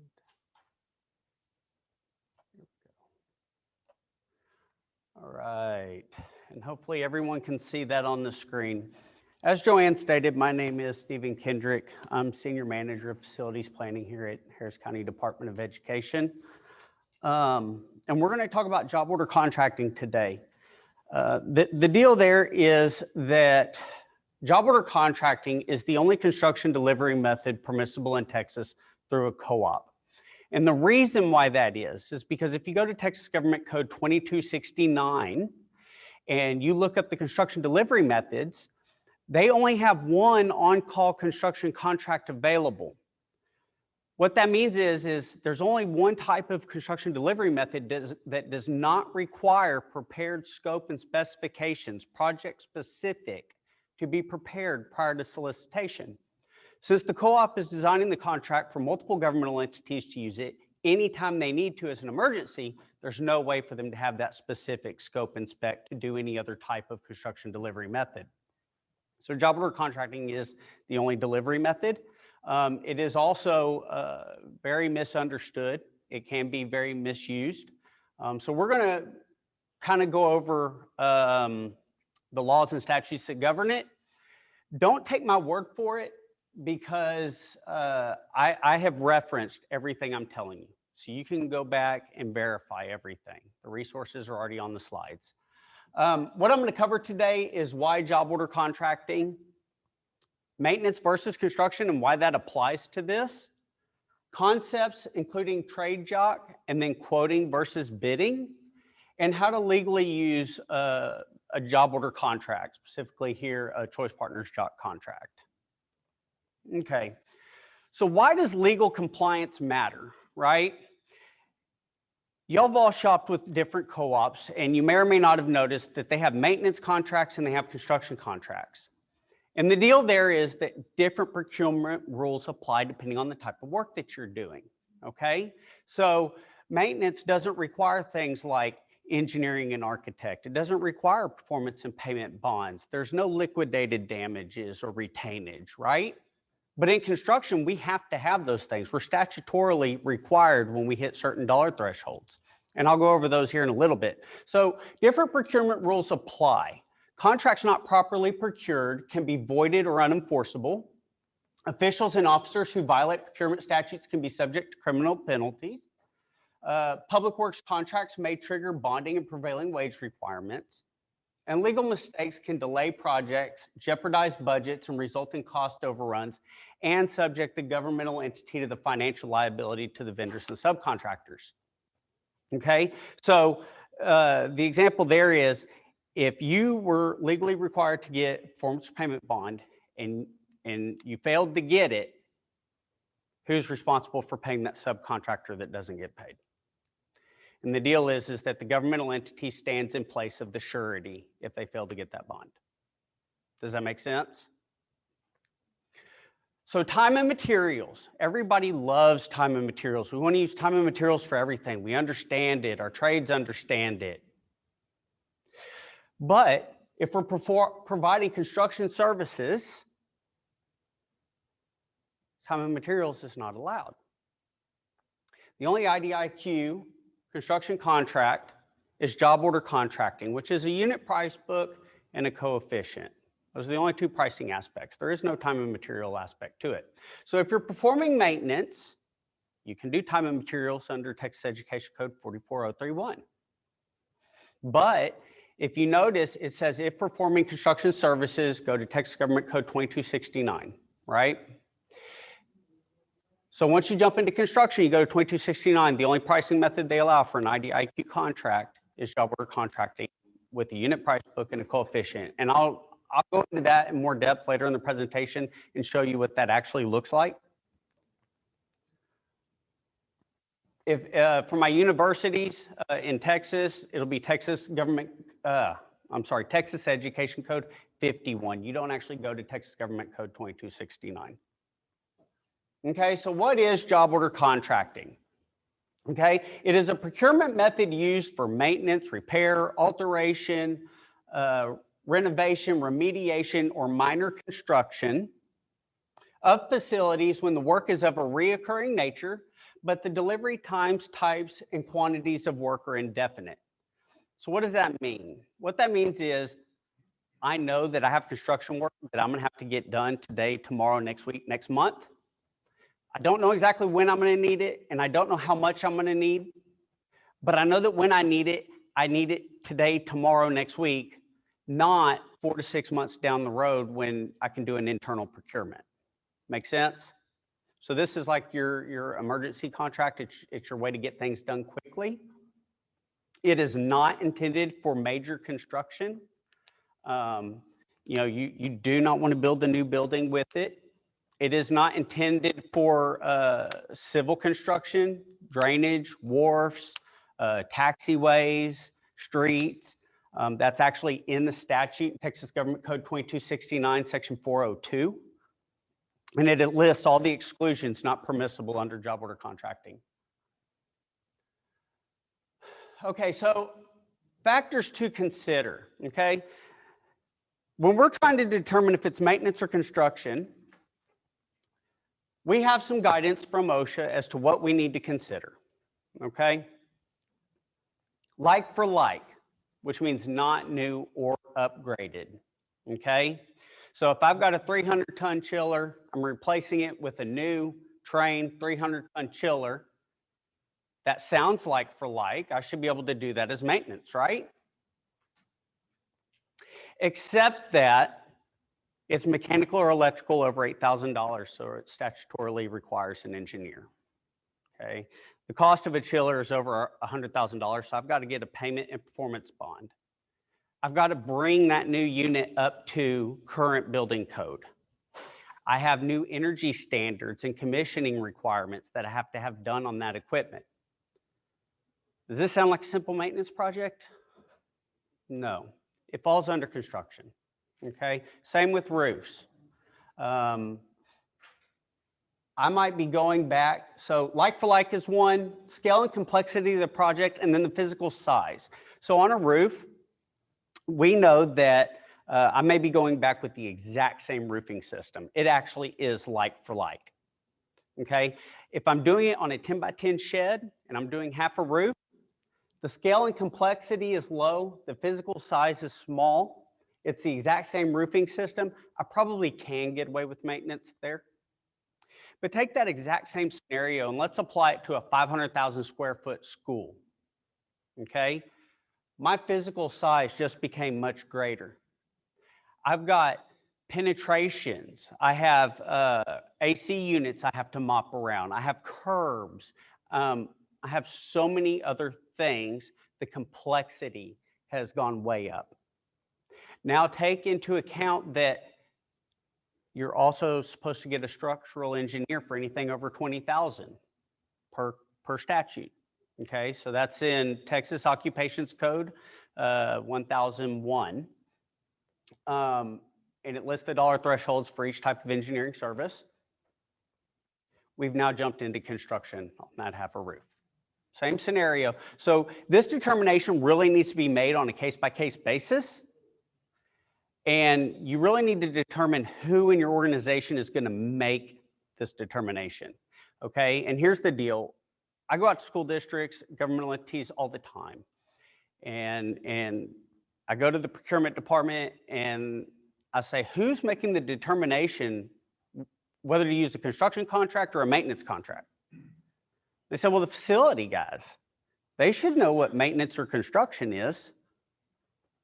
You know, they need to make that determination. They need to go get the cooperative contract that actually covers it, and then they need to give it to us. I go to facilities and I say, hey, who's making this determination? They said, well, procurement is. I said, what do you mean? They said, well, they tell us we got to get 3 quotes off of a cooperative contract. So we get 3 quotes. We don't ever verify what type of contract it is. We send it into them for a PO and they verify it.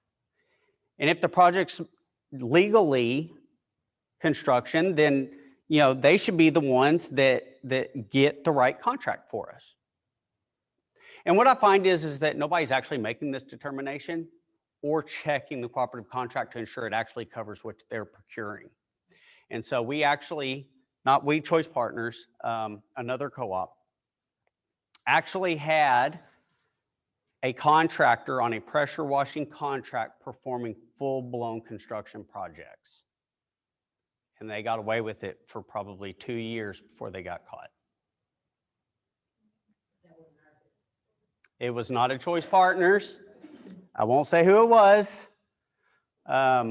But yes, and things like that happen all the time. That's pretty standard common practice not to check those things. The facility guys, all they care about is that PO. I want a PO, give me a PO. I have to get this done. I just want the PO. What paperwork are you do I have to give you to get that PO, right?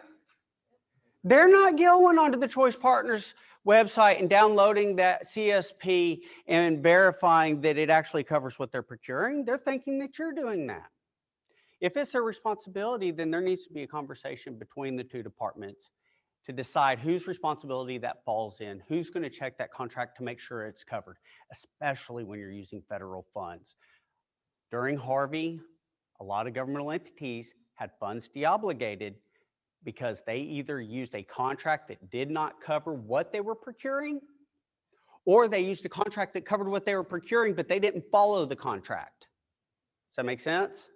So they used a job order contract, it was allowed, but they used time and material pricing, which was nowhere to be found on the contract. Make sense? If you notice here, job order contracting is for repair and maintenance. A maintenance contract, which is procured under 44031 only, which is time and material only, can only be used for maintenance. That's repair maintenance. That confuses me. Yeah, I know. But maintenance cannot be used for construction. Construction can be used for maintenance and construction both. So if you're ever in doubt as to whether or not it's maintenance or construction, the safer route is always to go job order contracting from a legal standpoint. So jobs procured by purchasing cooperatives. The governmental entity selects the vendor without having to use its own procurement process, okay? That means the cooperative has already done that legal procurement process for you. It only satisfies the procurement requirement, not the contracting requirement. I'm going to go into this in more detail later, but Texas Government Code 2269, Section 410A, actually states that a formal written job order is to be issued and signed by both parties. Okay, this has actually gone to court. And the governmental entity said, okay, well, I've got their proposal and I've got my PO, and that makes the contract. And the judge said, you've got a proposal with one party signature. You have a PO with another party signature, but statute for job order contracting states a single document with both party signatures on it, and you don't have that. Make sense? So yes, the PO in most procurements is the contract, but please understand that in job order contracting, you should always have a supplemental agreement by and between you and that vendor that states everything specific to you and your entity. It should have attachments to it. The first attachment should be the job order. You know, what's the scope of work? What is going to be required for your closeout documents? Are you going to have liquidated damages? Are you going to have retainage? What's your prevailing wage rate? Are facility guys giving that to contractors every time they get a quote? They're required to. Who stands in place of the surety if you fail to give them the prevailing wages and the workers on the job find out that they're not getting paid prevailing wages? You, the governmental entity, right? So that supplemental agreement, I make my contractors sign it once a year. I give them the prevailing wages when they sign that agreement, agreeing that they received them. That protects me. If a vendor or a subcontractor doesn't get paid that prevailing wage, I've got something substantiating that it had been given to the general contractor and they were aware of it. Make sense? I already hit on this, so I'm not going to go over the rest.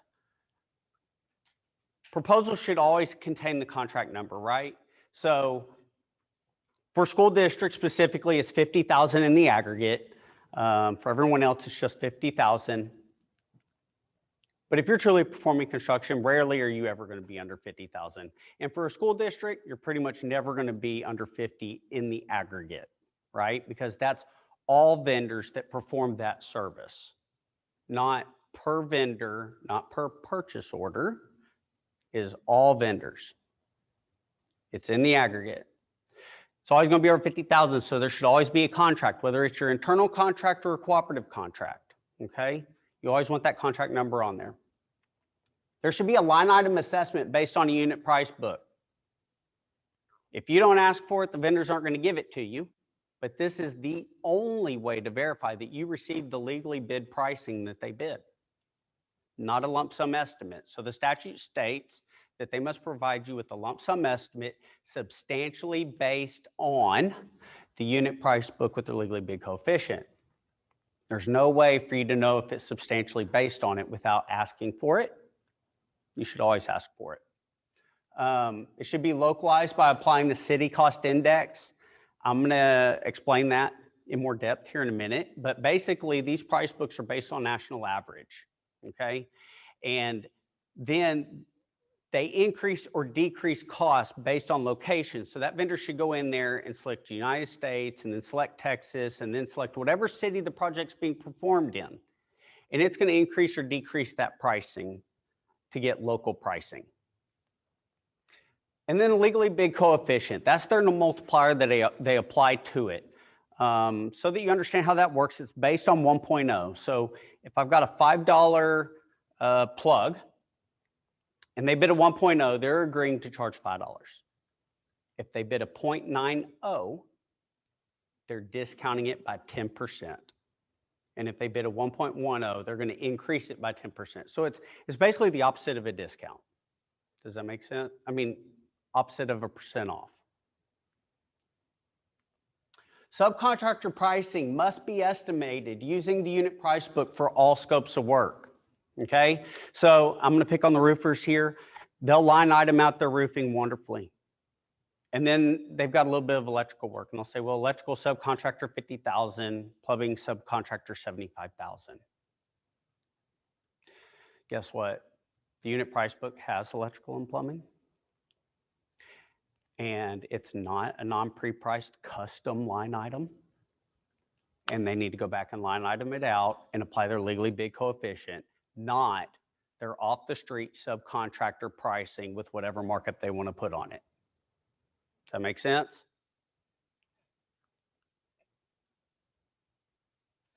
Let me see if I can make this bigger. This is an example of what a line item estimate could look like. And it's not. Okay, it's doesn't appear to be letting me zoom in. Oh, wait, here we go, maybe. Maybe that's a little bit easier to read. If not, as we said, the presentation is online. You can download it and then see it a lot clearer. But if you look here, the contract number's at the top. It has the data release. Here I see that it says 2019 Q2. That's a red flag. I'm in 2021, right? What quarter am I in? 2, I think, for the unit price book. So it needs to be the most current data release. Then I get a quantity of each line item I'm using. There's a line item number. It's a 12-digit number. It follows CSI master format. And basically, the only thing that you need to know is you can request access to their estimating software. You can type that 12-digit number in, and it'll pull that line item up so you can verify they haven't manipulated the pricing in any way, if you want to. We typically spot check it. I check roughly 10% of my line items, and I always go for the largest amounts. Other entities do the same. The description tells you what's included in that line item. Anything not in that description can be a new line item. Choice Partners contracts follow the total OMP and extended total OMP pricing columns. So that you understand, there's multiple pricing columns within the software. One includes overhead and profit and one does not, okay? Choice Partners makes them use the overhead and profit included in the price book and then discount that. Because there's so many different pricing columns in these price books, you can't compare coefficients apples to apples typically between cooperatives. So cooperative A says left hand means, cooperative B says right hand means, cooperative C says right hand means no division 1, okay?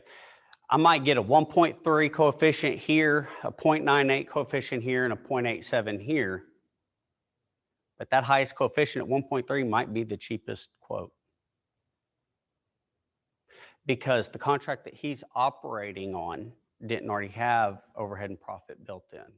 So he had to add it to his coefficient. Does that make sense? Coefficients aren't equal. There's no standard as to what is or is not included in them. Every cooperative writes it different, and so you cannot compare vendors' pricing based on their coefficients from cooperative to cooperative. Labor type, that says R&R, that means repair and renovation. There's STD for standard union, but what I'm looking for is user. Have they manipulated this estimate? If it says user, they've changed something in it. And it may be permissible and legitimate, but I dig deeper. There's the city cost index location I showed you. Here it says Texas, Houston, 770 to 772, okay? The part that says Houston is not really what's important. It's the first 3 digits of that zip code. So Galveston is 775. Baytown is also 775. LaPorte is 775. Angleton is 775. So it's going to say Texas, Galveston, 775. But because it has the 775 and that matches yours, you still use it. Make sense? Then there's a note section. This is great for if they're providing a line item that is similar but not exact to the description. It's great when you're working with federal funds such as FEMA to say how much of the line item is going where. So you can say, you know, 10% to Hall A, 20% to Hall B, 30% to Hall C. It's like a high school. You can say 70% to the high school, 10% to the field house, 20% to the chiller yard. They want to see those things. Once you get your subtotal at the bottom, they should apply their legally big coefficient to it and discount it further. After that, They should put in any pass-through costs, performance and payment bonds, permitting, things like that. Make sense? They don't apply their coefficient to those pass-through costs. So they apply them at the end of the estimate after they've been put in. 1 second.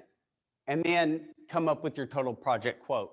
All these estimates are not to exceed. They're negotiable. You always want to go back and verify the line items, verify the quantities, negotiate with that contractor if necessary. Okay? Yes? I have a trades contractor that says I don't need to get a payment or a performance bond because he self-performs. I'm going to cover that. Is that a question? The question. Okay. So there was a question just brought to my attention about a trade contractor that says he does not need a payment or performance bond because he self-performs. I'm going to cover that here a little bit further into this presentation, but that's not accurate. There's nothing in statute that says you don't have to get a payment or performance bond if you self-perform. What it actually states is dollar threshold. So you have to get a performance bond at $100,000 or more. You have to get a payment bond for almost all governmental entities. There's 2 exclusions at $25,000. Okay, and then I forget the exact exclusions. They'll be on the other slide, but their exclusions are $50,000. Review the JOC quote. So here's the deal. Choice Partners will review the quotes upon request. There is no fee associated with it. There's no fee to the vendor. There's no fee to the member. There's no hidden cost on any parties, okay? We're probably the only cooperative I'm aware of that does that. Typically, it gets charged to the vendor. We check the city cost index, the coefficient, that they're using the correct pricing column, the data release, non-pre-priced line items. Did they use them? Are they not truly non-pre-priced? And did they follow the contract to determine their pricing? Attempts to pass through the cooperative fee. You should never see a cooperative fee on any quote. It's already included in their coefficient. If they add it, they're charging you twice for it. Okay? Use of Division 1. We restrict the use of Division 1. Division 1, so you understand, is basically a whole lot of overhead items. Okay? So it has things like equipment rental, which we do allow, but then it also has project manager, superintendent, final cleanup by GC, trucks, cell phones, printers, office, secretary, insurance. We don't allow them to charge additional for those things. Those should not be additional line items unless you specifically request something that goes above and beyond what would be customary for that project, okay? So during COVID, we saw a lot of exceptions where they wanted dedicated people. They wanted a dedicated project manager or a superintendent or a site safety person to issue COVID protocols. They can justify that. They add it and they just put in that note in the note section I showed y'all, and that's okay. But those things have to be approved by you prior. They can't just put them in there. And then adjustment factors. Are they in there and do they apply to the scope of work? We don't get into your scope of work, but we make you aware that they're there so that you can consider them to determine yourself. Oh yeah, thank you. Where did that come up though? It's not on this machine. Yeah, oh, come on. So we'll make you aware of it. What do you have to review? Your project manager should be reviewing the proposal against the scope and spec. Do those line items apply to his project? Do the quantities make sense, right? Win-win-win, Jeff touched on this earlier. I'm not going to jump into a whole lot of detail. The important thing here is that Choice Partners signs an interlocal agreement with you, the member, so that we can share each other's contracts. Actually, Harris County Department of Ed signs that interlocal. Then Choice Partners, based on members' needs, solicits contracts and awards vendors. Okay? Now that the CP member and the vendor are working together though, where's the contract by and between those two parties? Many people believe that's PO. In job order contracting, it's not, and typically a PO does not include everything that's project specific in it, right? So you need that job order. It's required by statute that covers everything specific to you. Maybe you have additional insurance requirements that were not standard in Choice Partners contract. You want those things in your supplemental agreement. So use a master job order contract. It should contain your project-specific scope of work, prevailing wage rates as an attachment, liquidated damages, retainage, terms and conditions, and signed by both parties. It should be issued by you, the governmental entity. I'm not going to go over that again. That's a duplicate. So here's our public works bonds question. Okay, a performance bond required if contract is in excess of $100,000. This protects the governmental entity from financial losses arising from default, material breach, termination, or abandonment. Okay, payment bond required if a contract is in excess of $25,000 and the governmental entity is not a municipality or joint board. If you are a municipality or joint board, then it's $50,000. And this protects the governmental entity from claims for non-payment of suppliers, subcontractors, and sub-subcontractors. Okay. We saw where this was tested several years back, and then during COVID, it came up again. And what happened was, IT departments, they're not the construction department, but they had to upgrade their infrastructure for internet. They had to upgrade their wireless infrastructure because they were going to bring your own device, one-to-one initiatives. When kids started coming back to schools this year and they had bought all that technology for all those kids at home, they had to upgrade their infrastructure to support that, and they did a bunch of cabling through the building. If you recall, the first thing in those three criteria was not new or upgraded. They were providing new cabling to upgrade their speeds and bandwidth. It was not like for like. Complexity, scoping complexity. It was very complex. They were doing it district-wide, right? Physical size of the project. It's a whole district. It's big enough to be considered construction. Technology departments don't consider it construction. They did not get the performance and payment bonds. On 3 different occasions, subcontractors didn't get paid and went back to the school district. On 2 of those instances, the school districts were able to negotiate and get those subcontractors paid. In one instance, it went to court and it ruled in favor of the subcontractor. The school district had to stand in place of the surety and pay the subcontractor even though they had already paid the general contractor. As you can see, nowhere in statute does it say if it is a trade contractor that self-performs, it's not required. It's all based on dollar values. Okay, now the same thing for architectural and engineering services. Governmental entity must hire independently. So you have all these vendors out there that are saying, I can provide you a turnkey solution. I've got a guy on staff that can engineer that for you. I have roofing companies that do it.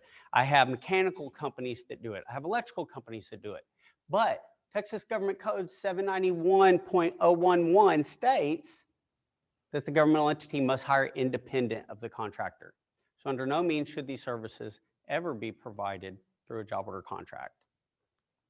Any kind of contract, whether that's cooperative or internal, because then under job order contract, it restates it. Architect required for a new building having construction costs exceeding $100,000, or an alteration or addition having construction costs exceeding $50,000. Exceptions to engineering services, so they wrote it opposite, and they basically say an engineer is not required if the public works project is electrical or mechanical in nature and $8,000 or less.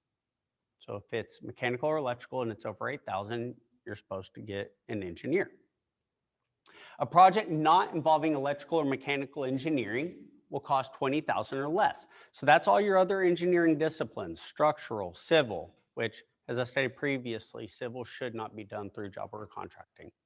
But these were not written specific for job order contracting. They're written for all construction delivery methods. So what must go to the board? State of Texas loves low bid contracts, right? That's the default.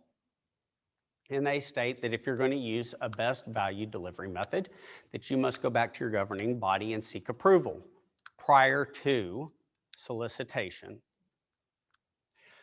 What I typically do is I know how much I'm going to spend in electrical per year, how much I'm going to spend in mechanical, roofing. Based on previous years, I have a good estimate for budgetary reasons. I find the vendors I like on cooperative contracts, and I take it to my board, the ability to use IDIQ construction for the following vendors, for the following services. I have a whole Excel spreadsheet where I list each vendor on it, their cooperative contract number, the partner policy, CH and CV local and legal that allow it, and then my not to exceed dollar amount for the year for each vendor. And I take that as my backup, and I get approval up front at the beginning of my year so that when things arise that I don't expect, I don't have to wait and go back to the board. Make sense? Job orders, whether it's internal or through a cooperative, if it's in excess of $500,000, the state requires you to go back to your board for approval. Now, you may have local policy that lowers that dollar threshold down to something lower. Here, I have $100,000. In my previous school district, it was $25,000. Okay, trade jock versus jock. The deal is that job order contracting originally was intended for general contractors, contractors performing all trades. But the way that the state of Texas defined construction, it ended up applying to single trades as well. I mean, we have HVAC companies updating air quality and mechanical issues. We have lighting contractors going from, upgrading to LEDs. They're all providing new upgraded equipment, even though they're a single trade, and they still fall under construction. So Choice Partners and actually many other cooperatives offer trade jock contracts. They're awarded 1 or 2 divisions out of the unit price book, maybe 3, depending on how the contract's written. And it reduces your overhead expenses when a general contractor is not necessary for the project. So they could do a mechanical, electrical, and plumbing, MEP contract, and award divisions 22, 23, and 26. Vendors can dip out of those divisions for a small percentage of the project directly related to the project. And what I mean by that is, if they're adding plugs in all your classrooms to install projectors, and they've got to cut some holes and then patch it and paint it, that's ancillary to that electrical project. They can go back and patch and paint sheetrock that they had to cut to run that wire or that cabling, okay? But the primary purpose of it is those trades that were awarded. Jock is your general contractors. They can do pretty much anything and everything not excluded by statute. And they oversee all the trades for you. This is case law that basically references 2 cases that clarify this. Initially, people thought jock was only for general contractors. And in other states, because I know we have people from other states, in other states, certain states, it is only for general contractors. Here in Texas, it's for general contractors and trade contractors. So the bidder proposal and the quote. Almost everybody calls everything a bid, right? I need 3 bids. You're 3 bidding me. You can't rebid me. I've already been bid. We just like the word bid. We use it all the time. But there's actually a difference. The bid is the formal, written, sealed solicitation and response that was advertised on the street for 2 consecutive weeks, that was evaluated, that was taken to a board and awarded. That's a bid. When you go to vendors and you say, I want you to use what you bid to provide me a project-specific quote, you are now quoting, you're not bidding, okay? And the reason why that's important is because you're not supposed to recompete vendors once they've already been awarded. You are allowed to get multiple quotes, and there's times when you should get multiple quotes, specifically when you're using federal dollars. Because it's an IDIQ contract with no specific scope of work at the time it was done, they want you to get 3 quotes, and they want one of them to be from a minority-owned or woman-owned business. You either have to get the 3 quotes or you have to prove to them that you attempted to get the 3 quotes. Make sense? The quote is scope specific. They're going to take that unit price book and that coefficient to create a quote. Make sense? You're not recompeting their coefficients. You're not asking them to rebid a coefficient. You're just asking them to use it to give you a project-specific quote. Some final thoughts. Make sure that whoever, typically this is going to be your facility guys, is using these contracts is establishing that procurement method up front. Here's the deal. If he calls a contractor out and says, okay, I need a quote on this, calls another one out, I need a quote on this. And then he goes back to purchasing, and purchasing says, well, are they on a cooperative? We need a cooperative contract. He goes back to that vendor. He says, hey, are you on a cooperative? Okay, great. I need to put that contract number on here. Okay, well, I need you to add 2% to that. Is job order contracting off the street price plus 2%? No. It's the unit price book with their legally bid coefficient. Okay, so they have no way of following the contract's pricing if they don't know what contract they're utilizing. If you have them on an internal contract, but for whatever reason you've hit the maximum dollar threshold on that contract and now you've got to use a cooperative contract, they need to know not to price it under your internal contract anymore. They need to price it under the cooperative contract. This happens a lot. And then they get caught off guard. Super important to establish that procurement method up front. That's the only way that you get what they legally bid for that contract. Include the contract number on the quote and the PO. Verify the pricing by requesting their line item estimate with their legally bid coefficient applied to it. If you're utilizing a cooperative, you should send a confirming copy of that project to the cooperative. Basically what that does is it makes them aware of that project to ensure that they get the documentation they need if you're audited. Does that make sense? That's a lot of times why, such as buy board, they make you go through them directly so they know that procurement is taking place. Other cooperatives, they don't want to get in the middle of your business, but there's no way for them to close that out and be aware of it unless you make them aware of it. At Choice Partners, we ask the vendors to report it. Surprise, surprise. They're not always, sometimes they don't actually realize it's a Choice Partners procurement. It was never really communicated very well. And then other times they just maybe forget.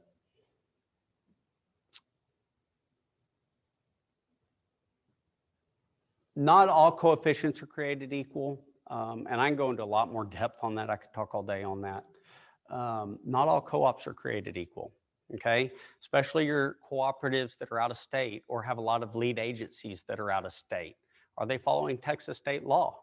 Just because they're a cooperative does not mean that their contract's legal in Texas. Here's the perfect example. There's a cooperative out of, I want to say it's Arizona, and they have architectural and engineering service contracts. But we know that we can't procure professional services through a cooperative, right? So we can't use those contracts. Another cooperative, I want to say out of New York, they have design, build, construction contracts. It's allowed in their state, but the state of Texas doesn't allow it. We can't use it. So it's a cooperative contract. It's legal to use in the state it was generated, but it wasn't legal here. FEMA checks this, federal grants. When they audit, they check this because you got to follow the most stringent, right? So you got to follow federal, state, and local, whichever is most stringent.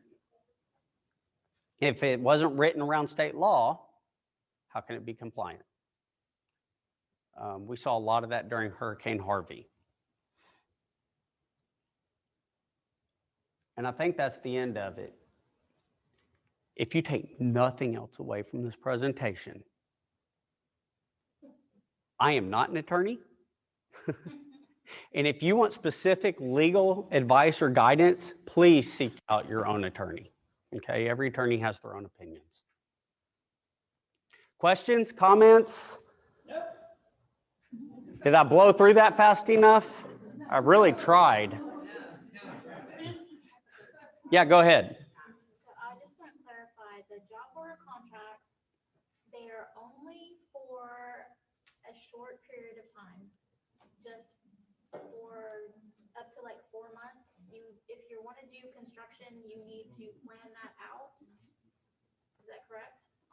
There's no time limit on a job order contract. So it's not a short period of time. It's not 4 months. It's minor construction. Minor construction is kind of relevant to your governmental entity.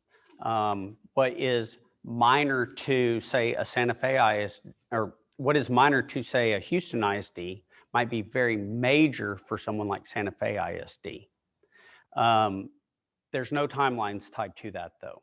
There's only one case where a dollar value was tied to it, and it was in Galveston.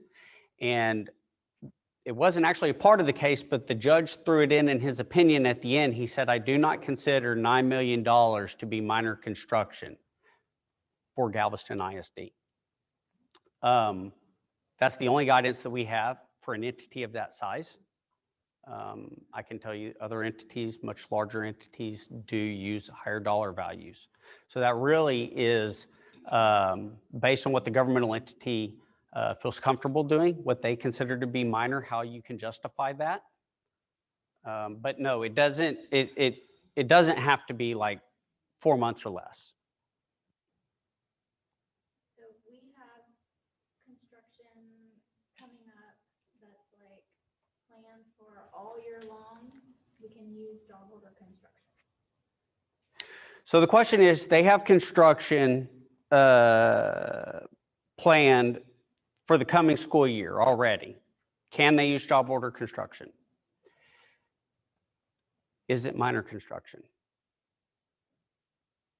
You know, so the deal is, we put these contracts in place prior to you determining those projects, okay? It is IDIQ.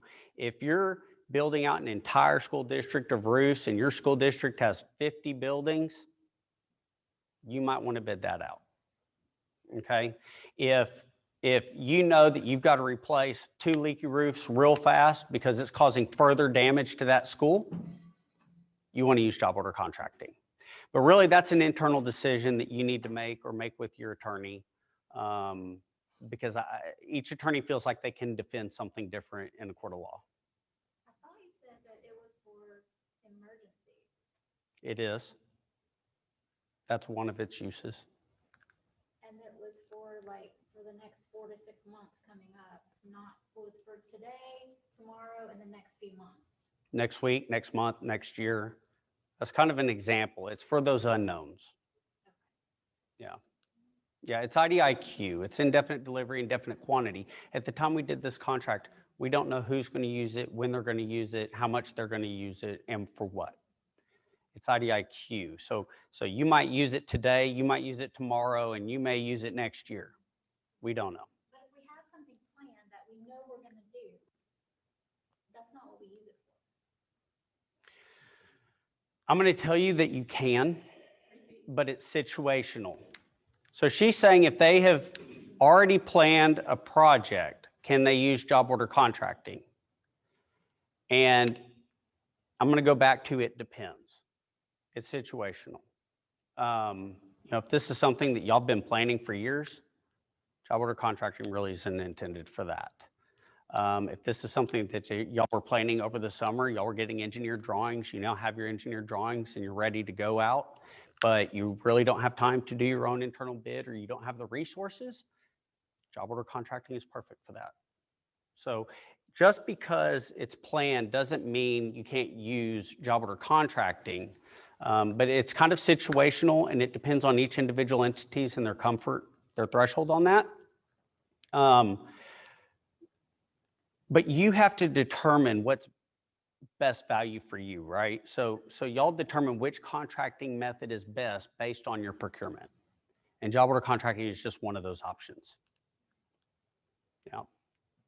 Go ahead. Is there also a caveat that it's not new construction, it could be anything else, renovation, it just can't be new construction from the ground up? Is that? Yeah, so the question is it true that job order contracting can be used for renovations, additions, alterations, just so long as it's not new construction? And the deal there is in statute, it never actually states the words new construction is not permissible, okay? But what it does say is minor construction. And most people agree that building a new building is not minor. The other issue to that is new construction typically has a civil aspect. You're going to have drainage, you're gonna have a parking lot, you're gonna have site work, you're gonna have to pour that slab. And those are all excluded within job order contracting. So that kind of cuts that new building thing out already because of that. Make sense?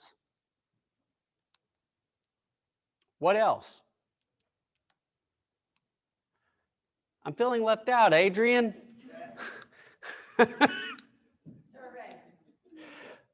Survey? Let's see. All right, so here's the QR code. Please scan it.